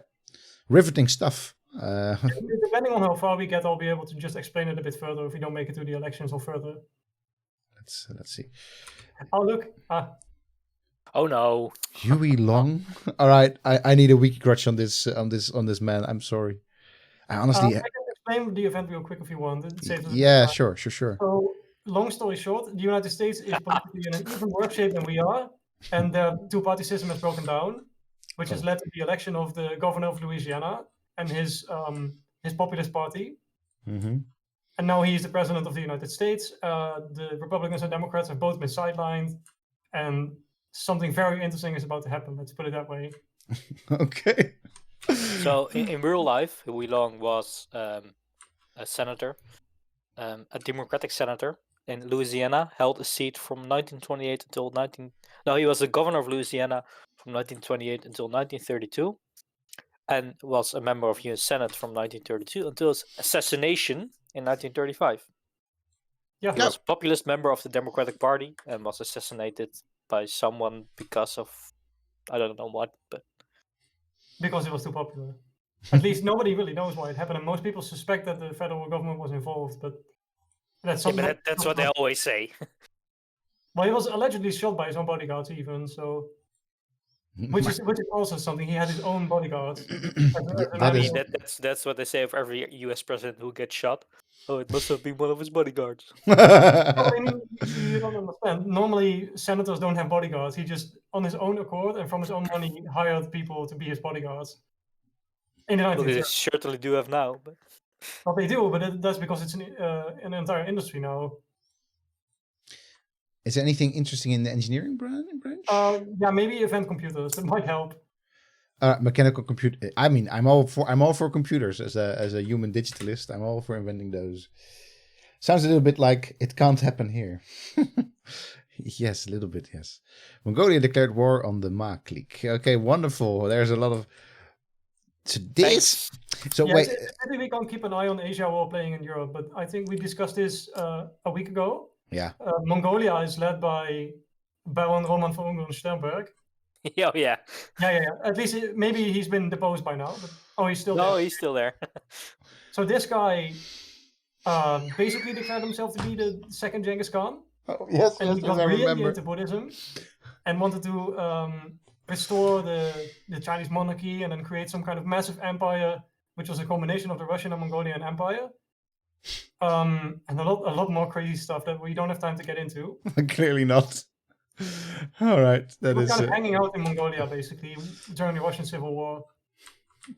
dancing with syndicalists is a dangerous move. So okay, Yeah, left to the left in Brazil. so they're moving towards the left in Brazil. Okay, so one thing, I mean, these little pop-ups for specifically the wars, probably something you can switch off, right? Or not? Maybe I think.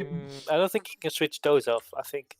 Okay, that You- because you- they're very in your face. It's like boom. I mean, Oh, look at that! Well, so I said that there was no fascism in this mod. This Right. is one of the few things where you can get the most close representative of fascism in the game. Since this guy, Italo Balbo, I'm sure you know who he is. yeah. He just overthrew the puppet government of Austria and Italy. Yeah. So these dudes over here, you mean? No, the other dudes. The Oh. small ones. Oh wait, sorry, these ones. Yes. Yeah, there he is.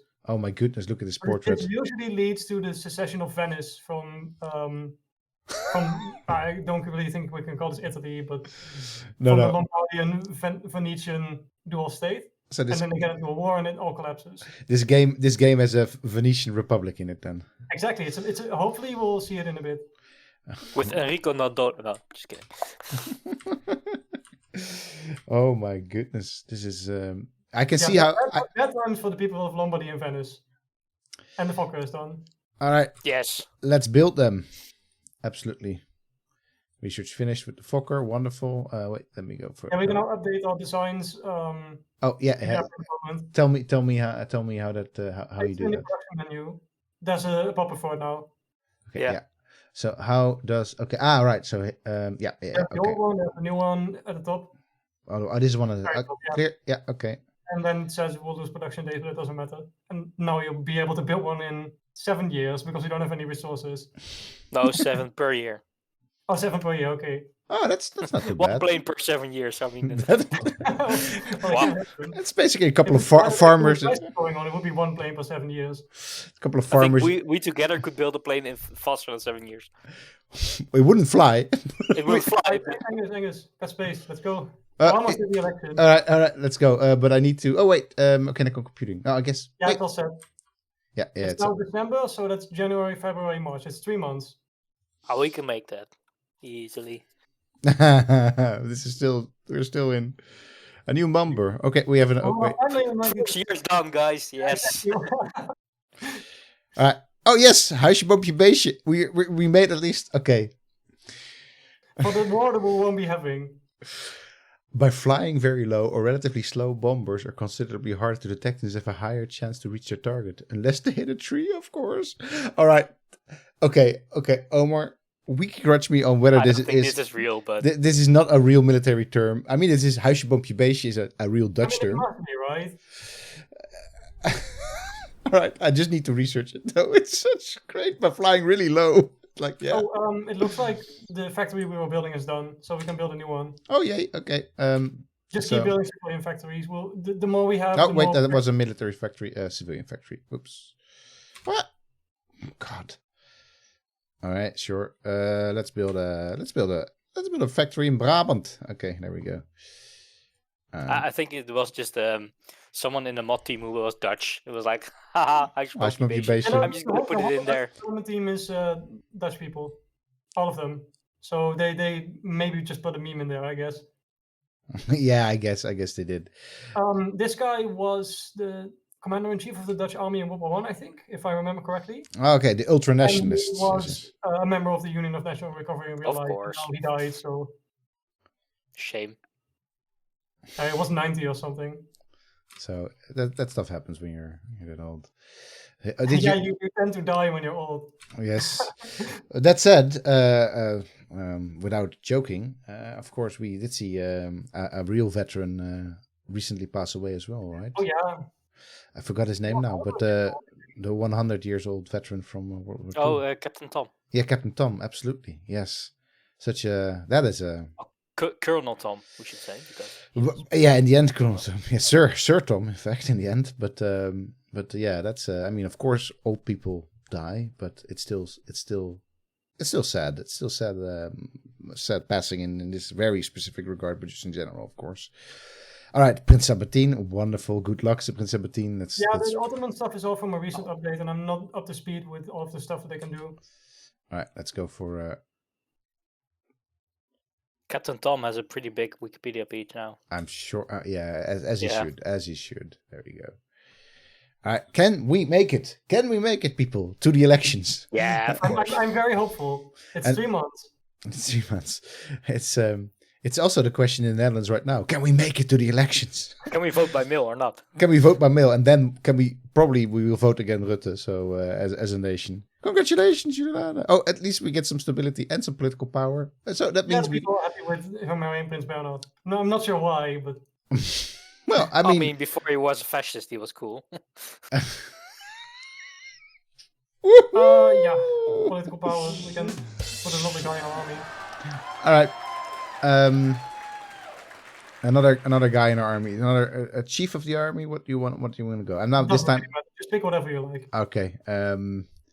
Again, the top ones are communists. The rest are actual army people. Actual army people. Yeah, I mean, some of the communists are either associated with the army or just there because they're interested in the military, but it doesn't really make sense. Yeah, so the last guy was called again Anton. What was it again? Anton Struik, I think. Yeah, I looked him up. Of course, I did. He was the boss of the CPN. So I mean. Yeah, right. And yeah, that makes sense he died on the Cap Arcona, probably Arcona, which was one of those ships which was torpedoed by, I think, a submarine, like a German refugee ship, which was bombed or torpedoed by a submarine, which is. Yeah, but you see that a lot at okay. Let's take a look at it for ourselves, and then I'll do the explaining a bit later. Oh no! Oh yeah. Right. Where's my California dudes? Scroll to the left a bit, Angus. They are there. Oh, the Pacific States of America. They're there. Okay. Take a look at their flag. Just take a look at their flag. Well, they changed it. It's not the California bear. It's not the bear anymore. That's a pity. Because they wanted them to be the National Republican Army, basically. So if you're familiar with Chinese history, the Chinese nationalists consider themselves to be the army of the Chinese Republic, and the Pacific States here are the army of the American Republic. All right. Since MacArthur, as you see, betrayed America and staged a coup against Huey Long. All right. So we've got Jack Reed. Yeah. So Jack Reed is of course a very famous figure as well. Absolutely. Trade unionist, a journalist, and a senator. Okay, cool. So cool. And then we have Douglas MacArthur. Look at him with his glass. Okay. Born a military brat and spending his childhood moving from one army camp to another, Douglas MacArthur asserts that he learned to ride and shoot before he could read or write.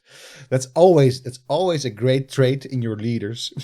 If they can shoot better than they can. All right. But ain't nobody got time for this. Come on, the Dutch elections are just around the corner. Exactly. Who cares about the Civil War? Much more important stuff. So the Pacific States of America is also Alaska. That's interesting. It just took a lot of territory until they start fighting each other. So that happens in a month or two from now. Hey, there we go. We get to make a choice. There is literally so much happening that even on pause, the game is still like telling us, okay. Oh, you need to look at this. I honestly don't know. So tactical bombers. All right, there we go. Probably that also means that something is outmoded right now, but not yet. Research slot. Disturbing news.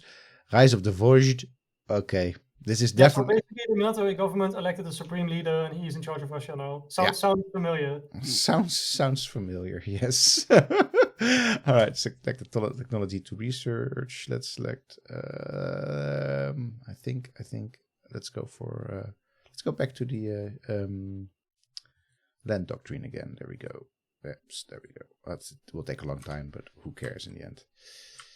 I have good news, Angus. Pasco says in chat that apparently Dutch pilots did mention it, refer to it as huisje, boompje, beestje vliegen. Yes! And that's why we have J.A. Pasco in our chat. At least according to the article he found on Katwijk in the Oorlog. Oh my goodness. Link that is Pasco. That is so great. That actually huisje, boompje, beestje tactics. And that somebody from the mod team found this and put it in the game. That is Googled Dutch flying tactics. Yeah, but I mean, found this. But I mean, isn't it cool? Because now we know that people actually refer to this like this. Oh, anyway, it's cool stuff. Cool stuff.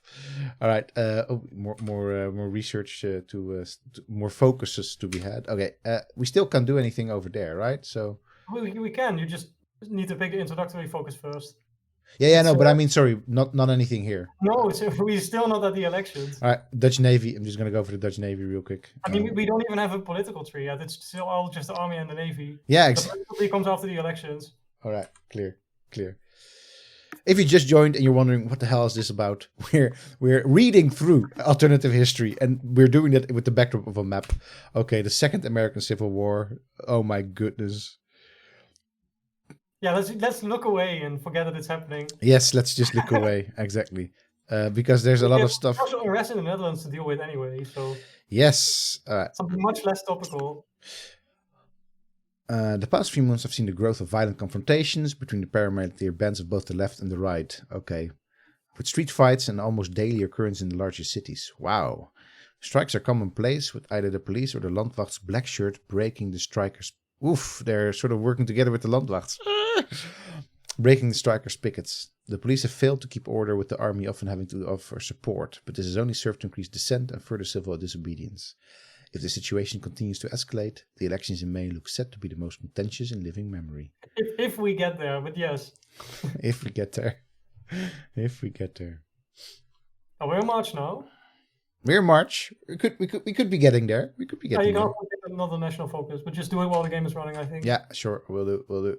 No national focus. Oh, I thought I did. Oh, wait. It's just very. Yeah, we need to pick a fleet plan, basically. So it's one of our 3 naval officers. Yeah. And then decide if we want to, I think. Doorman, of course. Yeah, Karel Doorman is for cruisers and stuff. All right. Let's go for it. So just going back on the huisje, boompje, beestje tactics, it was actually a thing. It meant flying close to the target, rising to 300 meters, dropping your bombs, and then diving back to the ground and flying back to your base at the altitude of about 10 meters, which is between the houses, the trees, and the people, or the animals. Yeah, that's when you hit the tree, so... Yes. Yeah, and the fact was that they had to fly over trees, so that camouflage of the planes, like the top was camouflaged in tree color, so they wouldn't be spotted from above. Japanese democracy survives at the moment. We're talking about that. What is the Entente? That is that what? Alliance. So it's what they used to refer to the allies with in World War I, but that alliance was dissolved in the interbellum. Yeah. Here, since they lost, the alliance kind of stayed in existence while everyone was forced into exile. Wait, the Kingdom of Hawaii. Come on. I like it. I don't need to play the game. I need to just for now. I just need to see the. I need to. Sorry. I know this is taking time away from our precious elections, but I need to go to the Kingdom of Hawaii right now. That's a bit further below. Yeah, it's right here. Yes, there we go. So what happened in Hawaii? They can this is either restore monarchy, as you see here, under this guy. Oh yes, wonderful.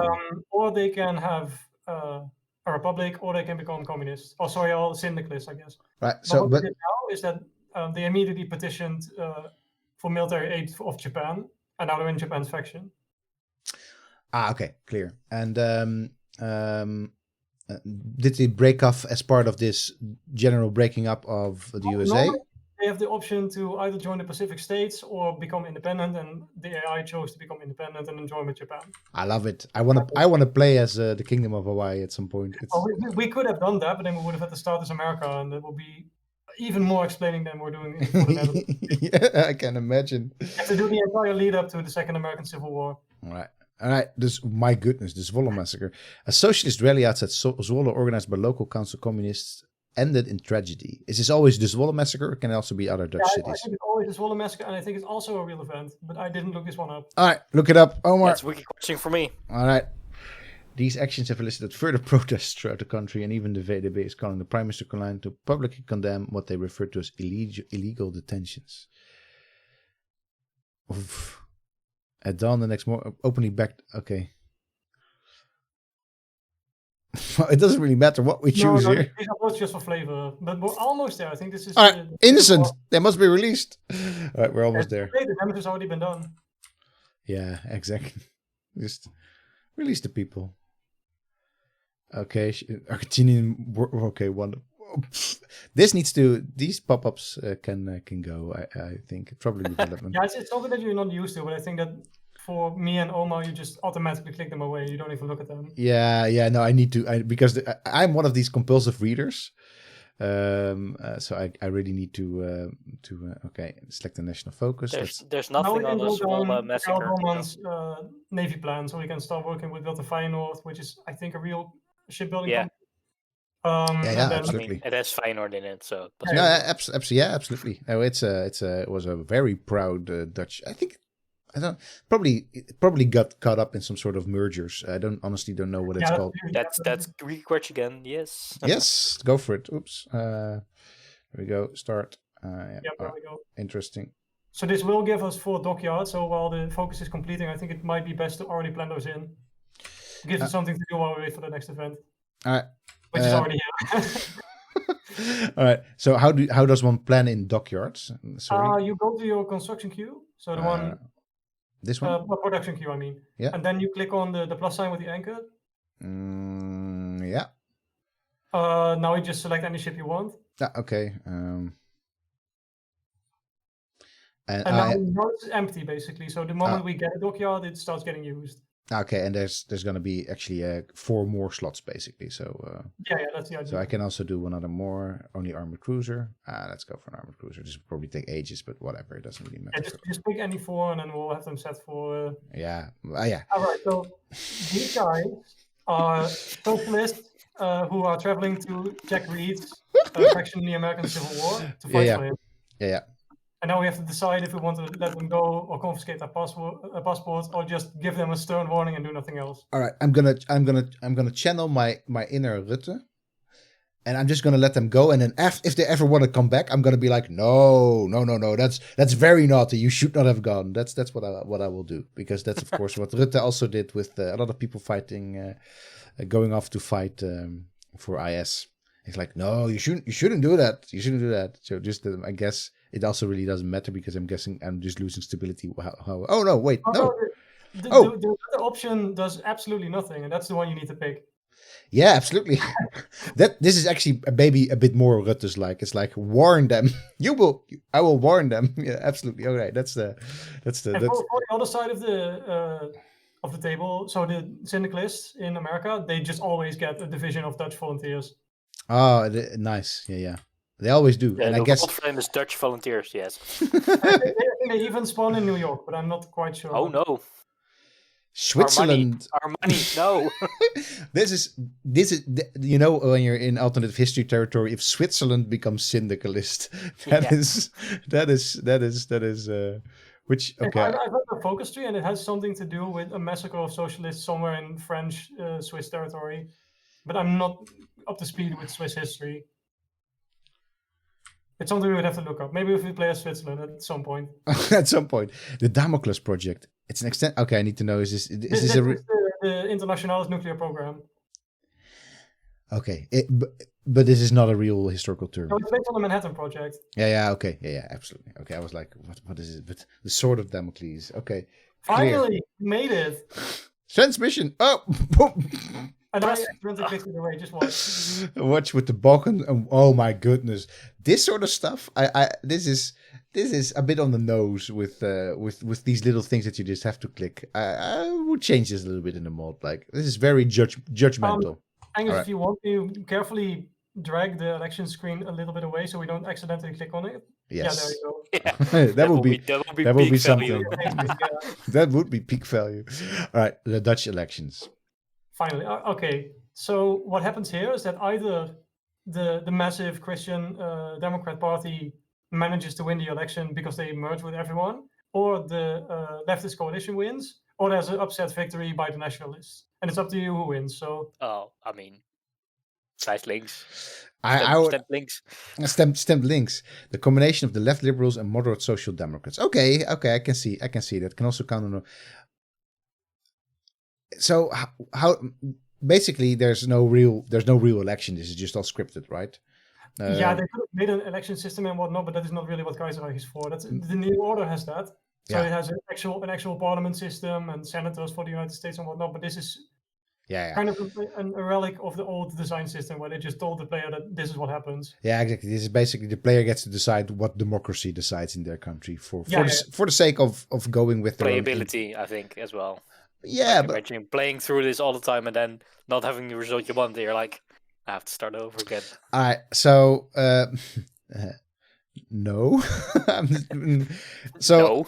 I mean, if I could change one thing about the Dutch political system, it would be this is not an anti-religion stance, but just an anti-religion stance in politics. I don't think that religion has a place in politics. So also not the CNA, sorry. A great convenience store when it was still a thing, but but not a great political party. So lijst links it is for me. It would have to be Gets event moderate left cabinet. Well, if I ever live to see the day, please, please, yeah, please go ahead. But I want to tell you something for the next event. We're not quite there yet, and you'll see that soon enough. Oh my goodness! Is it the European Ghost of Revolution? No, it's worse. And here you are. It's the formation. Like with real Dutch politics, we have to make a formation. Oh my! Since Queen Wilhelmina doesn't want a socialist premier. Well, Queen Wilhelmina can go. She should abdicate if we elect. Then she should. Yes. Good luck. Exactly. What do we do? All right. Okay. So, SDP was the largest side in this pact and is in a position to choose who they'll work with. Queen Elizabeth informed them that she's only willing to give the post of formator to a social liberal. For Alberda to become, so all real names, by the way, to become minister president without an impasse in forming a new government. So, all right. Boom. So basically, against William, so we get a lot, but it doesn't really say that she will abdicate yet, right? Oh, it doesn't. Oops, I guess I spoiled that then. Okay, well, I mean... I swear I thought this event already told you, but yeah, she will abdicate. Nice. I mean, tough titties, Wilhelmina. You're gonna have to... I mean, she would have abdicated 10 years later anyway, so I mean... Oh! Now we also have a political tree, so we can look at that real quick. Yeah, all right. Yes, politics. All right, politics. So the Dutch do love their elections. Okay, that's that. I'm not... Nice picture of Binnenhof. I guess we have to. Yeah, that's a Binnenhof. With a tram. That's traditionally been one of the most. There's still more choices to make since now that we have a proper socialist government with syndicalists in parliament. We can either decide to use the people's mandate to do something within the system, or, as you see, we can overthrow the system. Ah. That's what Ares would do. But again, we're not quite there yet, because there's one more event that has to happen. All right. I mean, we can click it. Yeah, we can. See, there we go. There. There we go. Critics are now saying Wilhelmina has pushed Alberda into radicalism, and many are demanding that she resigns. It wouldn't take long. Nice. Okay, this is something that at least my parents would greatly appreciate if this would have happened in their, this is not their lifetimes, of course. My parents are, well, my mother is not that old, but This is something that they're staunch Republicans. So leave the Republiek.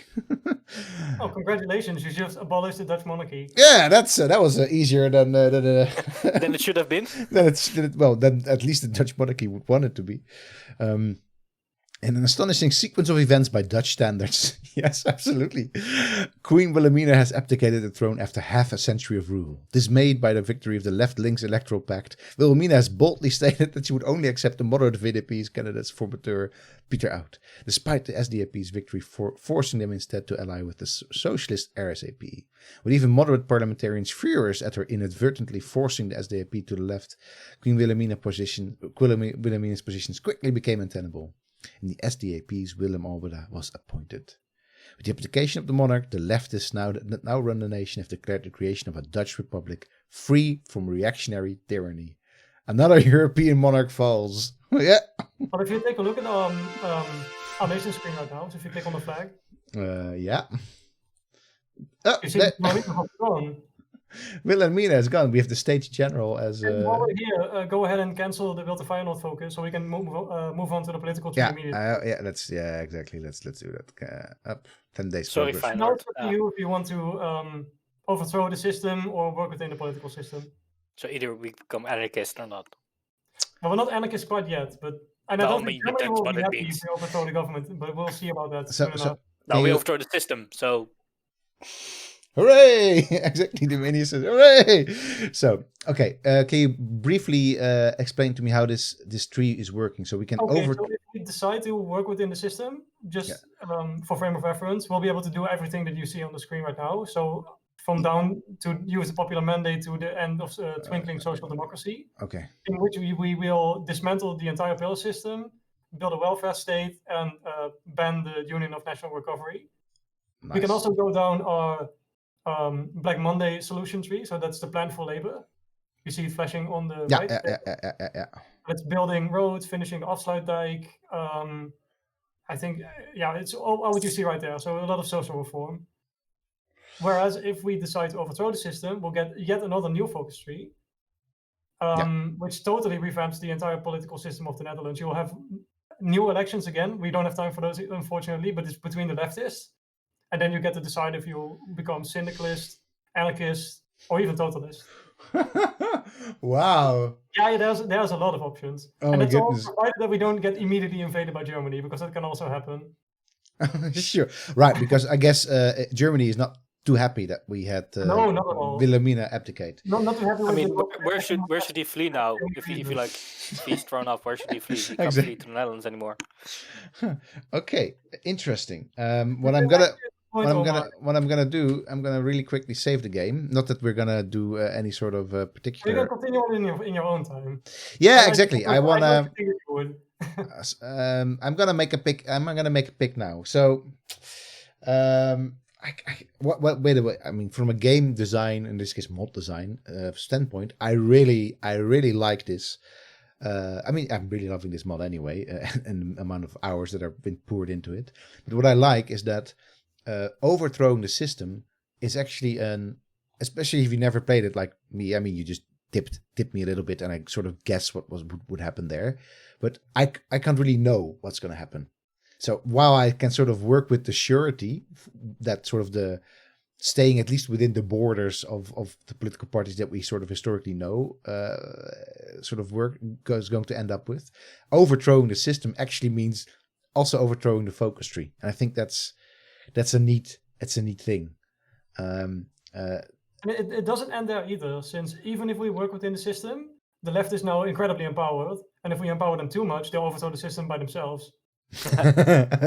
Typical leftists. Come on. Typical leftists, and they're overthrowing of things. What I'm gonna do though for our particular in-stream decision, I'm gonna use the popular mandate though, because as much maybe it's more interesting to go for overthrowing the system. But if I would play a little bit closer to my own hearts, would be using a popular mandate. So I'm not gonna. It's a very typical social democrat decision of you, I think. Yeah. So immediately betray all of the other leftists. Yeah. Yes. I'm not a social democrat, but I guess. No, I mean we are social democrats now. Since Yeah, we exactly, are exactly. SDP. Yes, exactly. But What do you know? What do you think? What do you think, Omer? What should we do? I mean, yeah, I don't know.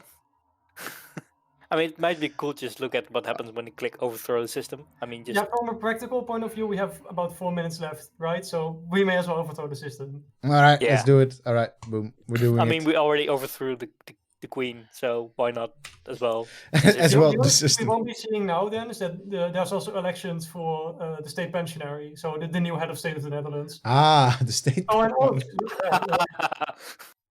Oh my goodness, what are you we doing? actually got super unlucky instead of lucky because sometimes Flanders can ask you for help, and then Ah. you can annex them wholesale. Oh, that's a pity. Well, hopefully that. Yeah, they're not gonna win this though. Oh, and the Spanish War. Hey, Spanish Civil War. Hey, it was inevitable. We know that. It's your Oh my war. good. All right, let's have a little. This is just kind of the same as it is in the I have Yeah, base game now. I have a deja vu. I have a It's deja totally vu. different about the events in Spain, since I mean they didn't participate in World War One anyway. Never needed it, we so. No, but we were very dependent on Germany. Flanders Flanders was the next. Yeah, Oh the- my Germany goodness. stepped on that immediately. Like, why would you even attack them? Why? Yeah, they're perfectly happy in their German puppet state, I'm sure. I'm sure they are. Royalist. Okay, whatever. Siam. Yeah, no, the absolutist one in Siam. That's actually a little bit interesting. But it doesn't matter because we just overthrew the government. The SDAP question. Bypass are active. Whoa, okay, wait. I'll go ahead and pause the game quickly. Yes. Oh, of course, we still had Suriname hanging around here. Like, I like the guys, question, I didn't Right. So we actually get these questions now because we overthrew the system, right? Yeah, we get it for Suriname, but we don't get it for Indonesia because loyalists are relocated to Suriname now and petitioning Germany to immediately invade us. Okay. I'd say Suriname deserves its Oh, independence, right? Anton de Kom, back to course. Paramaribo. Oh, yes, of course. I mean, Suriname absolutely deserves its independence. Isn't it more imperialistic to force the independence? Okay. I really had. All right. Becomes owner and controller of Suriname. Have fun, Suriname. Have fun. Best of luck to you. Long live the worker. Okay, very nice. So Okay, so as soon as you click this, I think you get the new focus tree. So yeah, there you go. the first fires of revolution claim another nation. I like that. It wasn't. So it is not very hard to radically move the Netherlands. Oh, what a good logo that is! Amazing logo. That is an amazing logo. This is not a historical logo. I cannot imagine. No, it to no, be. it's not. It's something that the design team made. What does it even say? It's a windmill in a polder, I think. No, but it actually has a little. It's Oh, yeah, I text got under it. it. I really- Right? I can't tell. It's too small. Eendracht. No, it's It's impossible to see. There's something with macht. It must be a spin on the Old Republican motto. Yes, I honestly don't know. Okay, national focus here. All right. Okay, well, unfortunately, this is going to take very long because the Congress to form the new government takes an in-game year. That's the second one. Ah, yes.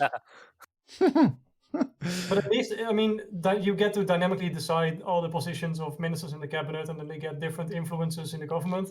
And the one with the most influence gets to form the government. okay. So It's I reminding never me played my- this part, so amazing. I'm gonna do this. Overthrow. Coolborto says power to the Well, people. that's all depending on if Germany wants to step on us, but we'll see that soon enough. All right, so we're gonna elect a new assembly. Is the point, right? All right, start it. All right. You can even just immediately exclude the Social Democrats from the elections if you want to. Oh wow. Because they brought us here, but they're like, nope, you're done now. Thank you. Peace deal. Peace deal. Peru blue. Oh my goodness. Yeah, all some this, stuff happening in Latin America. There's so much stuff going on. so the world is a big place. World history is a big place too. Mexico has joined Well, it. not switched colors yet, but if you're one of the three main leftist ideologies and not Social Democrat, will become light blue, I think. All right. Yeah, it's just ignore everything except for the event that we get.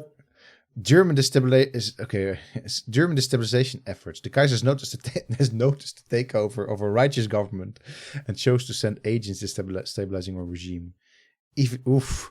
Even if this makes our government a bit more secure for now, it still hurts, as these people are clearly having a harmful effect on our grip over the situation.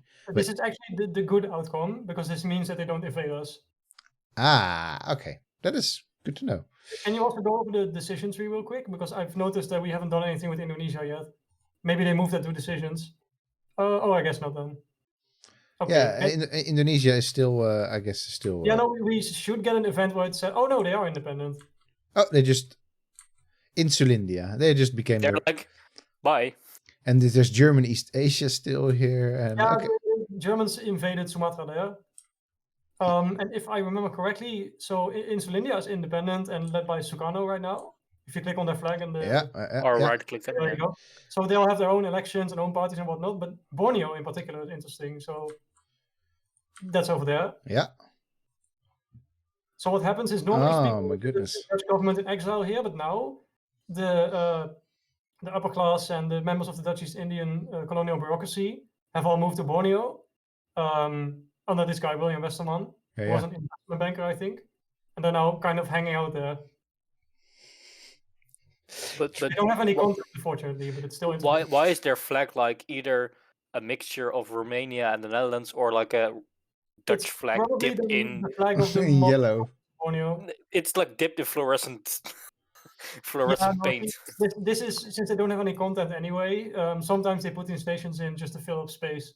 Yeah. So they have one idea for them, but they just don't have any time to give them more content. No, It is interesting though, since for my own project, I'm trying to give, in a different mod, nations in Africa that just look like this, have a basic focus tree and don't do anything else.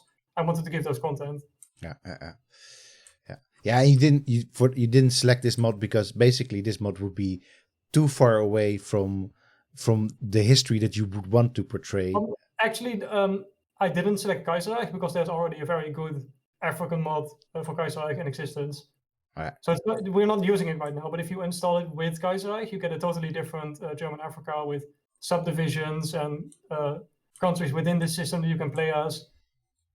And it works totally different than it does now. Now it's just implied that there's this colonial bureaucracy of Germans ruling Europeans, ruling Africans. But in that mod, it's all simulated. All right. Well, that was a trip. Let's see. I guess this sort of sets the table for how the rest of the game is going to develop for us, right? Yeah, for us, it's now electing the new Socialist Assembly, joining up with France and Britain, and then taking on Germany. Yeah, exactly. Just casually, just few minutes. Assisting the much larger armies of syndicalist France and Britain in taking on Germany, mostly serving as a beachhead for them to land troops on, I think. Yeah, if we can actually stay around that long, right? That is more or less what will happen. So I guess maybe we wanna call it quits here now, or is there a dessert still happening in this smorgasbord of alternative history? No, I think that should be about it. I just realized, by the way, that we've kept the sound off the entire time, but at the same time, I mean, did they really miss anything? I think people were listening to her. They could have listened to the choir. So I mean, absolutely, and to her excited chattering. Oh, another event! Well, Angus, I'm glad we managed to get to a point where you got to choose a future for the Netherlands. Yes, and I'm intrigued by your choice. Yes, I'm. So let's see. I will probably play a little bit more with just by myself, and probably therefore fail horribly because I'm sure there's all sorts of things going to happen that I don't completely get. But I'm interesting to see where this particularly will take us, and I'm also interested to therefore also maybe play a little bit of the other tree. Where you are just going to work within the bounds of the system. Sure, yeah. Both are when I interesting. stay in the Netherlands, what I usually do is I go down the same path as you do. Yeah. But you can have Juliana become queen instead of Wilhelmina, and she accepts the socialist government. So then you can completely work within the system with the support of the monarchy, and everybody's happy. Okay. But that wasn't an option here, right? No, you already deposed the monarchy, so you can't invite Juliana back in. Right. So if I was it a would bit... have been an option if you picked Juliana as the successor to Wilhelmina, because she apparently has no problems with the government situation. Okay. Nice. Well, there you go. Histories within histories. Very cool. Yeah. I said it a couple of times already, but what what a tremendous amount of effort by this mod team behind It's years Kaiserreich. of work, right? So keep that in mind. It's not something you can do in a day. No, absolutely, and also not just by yourself, right? This, no, definitely not. This is and it is so wonderful because at the same, I mean, this mod is also very popular, right? It has It's the most popular mod, I think. At least it's the most popular alternate history mod for Hearts of Iron 4. Yeah, I didn't check how much installs it has, but A lot. a lot, right? It's well, I saw that at least the Twitter account already had like 12,000 followers, so Yeah. that is saying something, and yeah, it just underlines the sort of the amount of work that people put into something like this. Just underlines the massive amount of hours and passion and interest that people have in these historical games, because we're now, in a way, we're talking about a niche within a niche, right? We're talking about a very complex strategy game that has, an even in a way more complex from a sort of historical point of view mod, which is still as large as it is. People are subscribed to the mod. 500,000. Still 500,000 people subscribing to this mod. It's part of the staying power of Paradox games, I think. Since they release their games, they build the engines, but then ultimately the players make things like this. Yeah. And you can you take years of your time playing just Kaiserreich. Yeah, no, absolutely. And that's I mean, it also I think shows the sort of, if you just crack down on these numbers, it just shows you the enormous amount of potential that is in historical games, right? I mean, I don't have to sort of convince you or Omar or maybe even lots of people in the chat, but it is something that just goes unnoticed. I think this sort of stuff goes unnoticed still by historians and generally people that study the past at large, right? A lot of people overlook it because they think that since it's alternate history, nothing in it matters. Yeah, they don't exactly. understand just how much research and work goes into making these scenarios plausible and interesting and backed up with things that happen in real life. Yeah. And then that is pretty clear from just spending 2 hours with this, that there is a lot of that in there. So cool, very cool. Thank you for being my guide in this alternative history timeline. Thank you all for hanging out with us for the duration of it. Next week, not necessarily alternative history, but Banana Republic history with Tropico 6. And also more Hearts of Iron 4. I think we have to sort of decide still what we're going to be doing precisely. Yeah, depending on what we decide, we may even be able to continue this game, but we'll see. Absolutely, would be up for that as well, to see just what happens. Yeah. All right, that's it for us for now. As I said, thanks, and of course, stay happy and stay healthy. Bye. Bye. Later.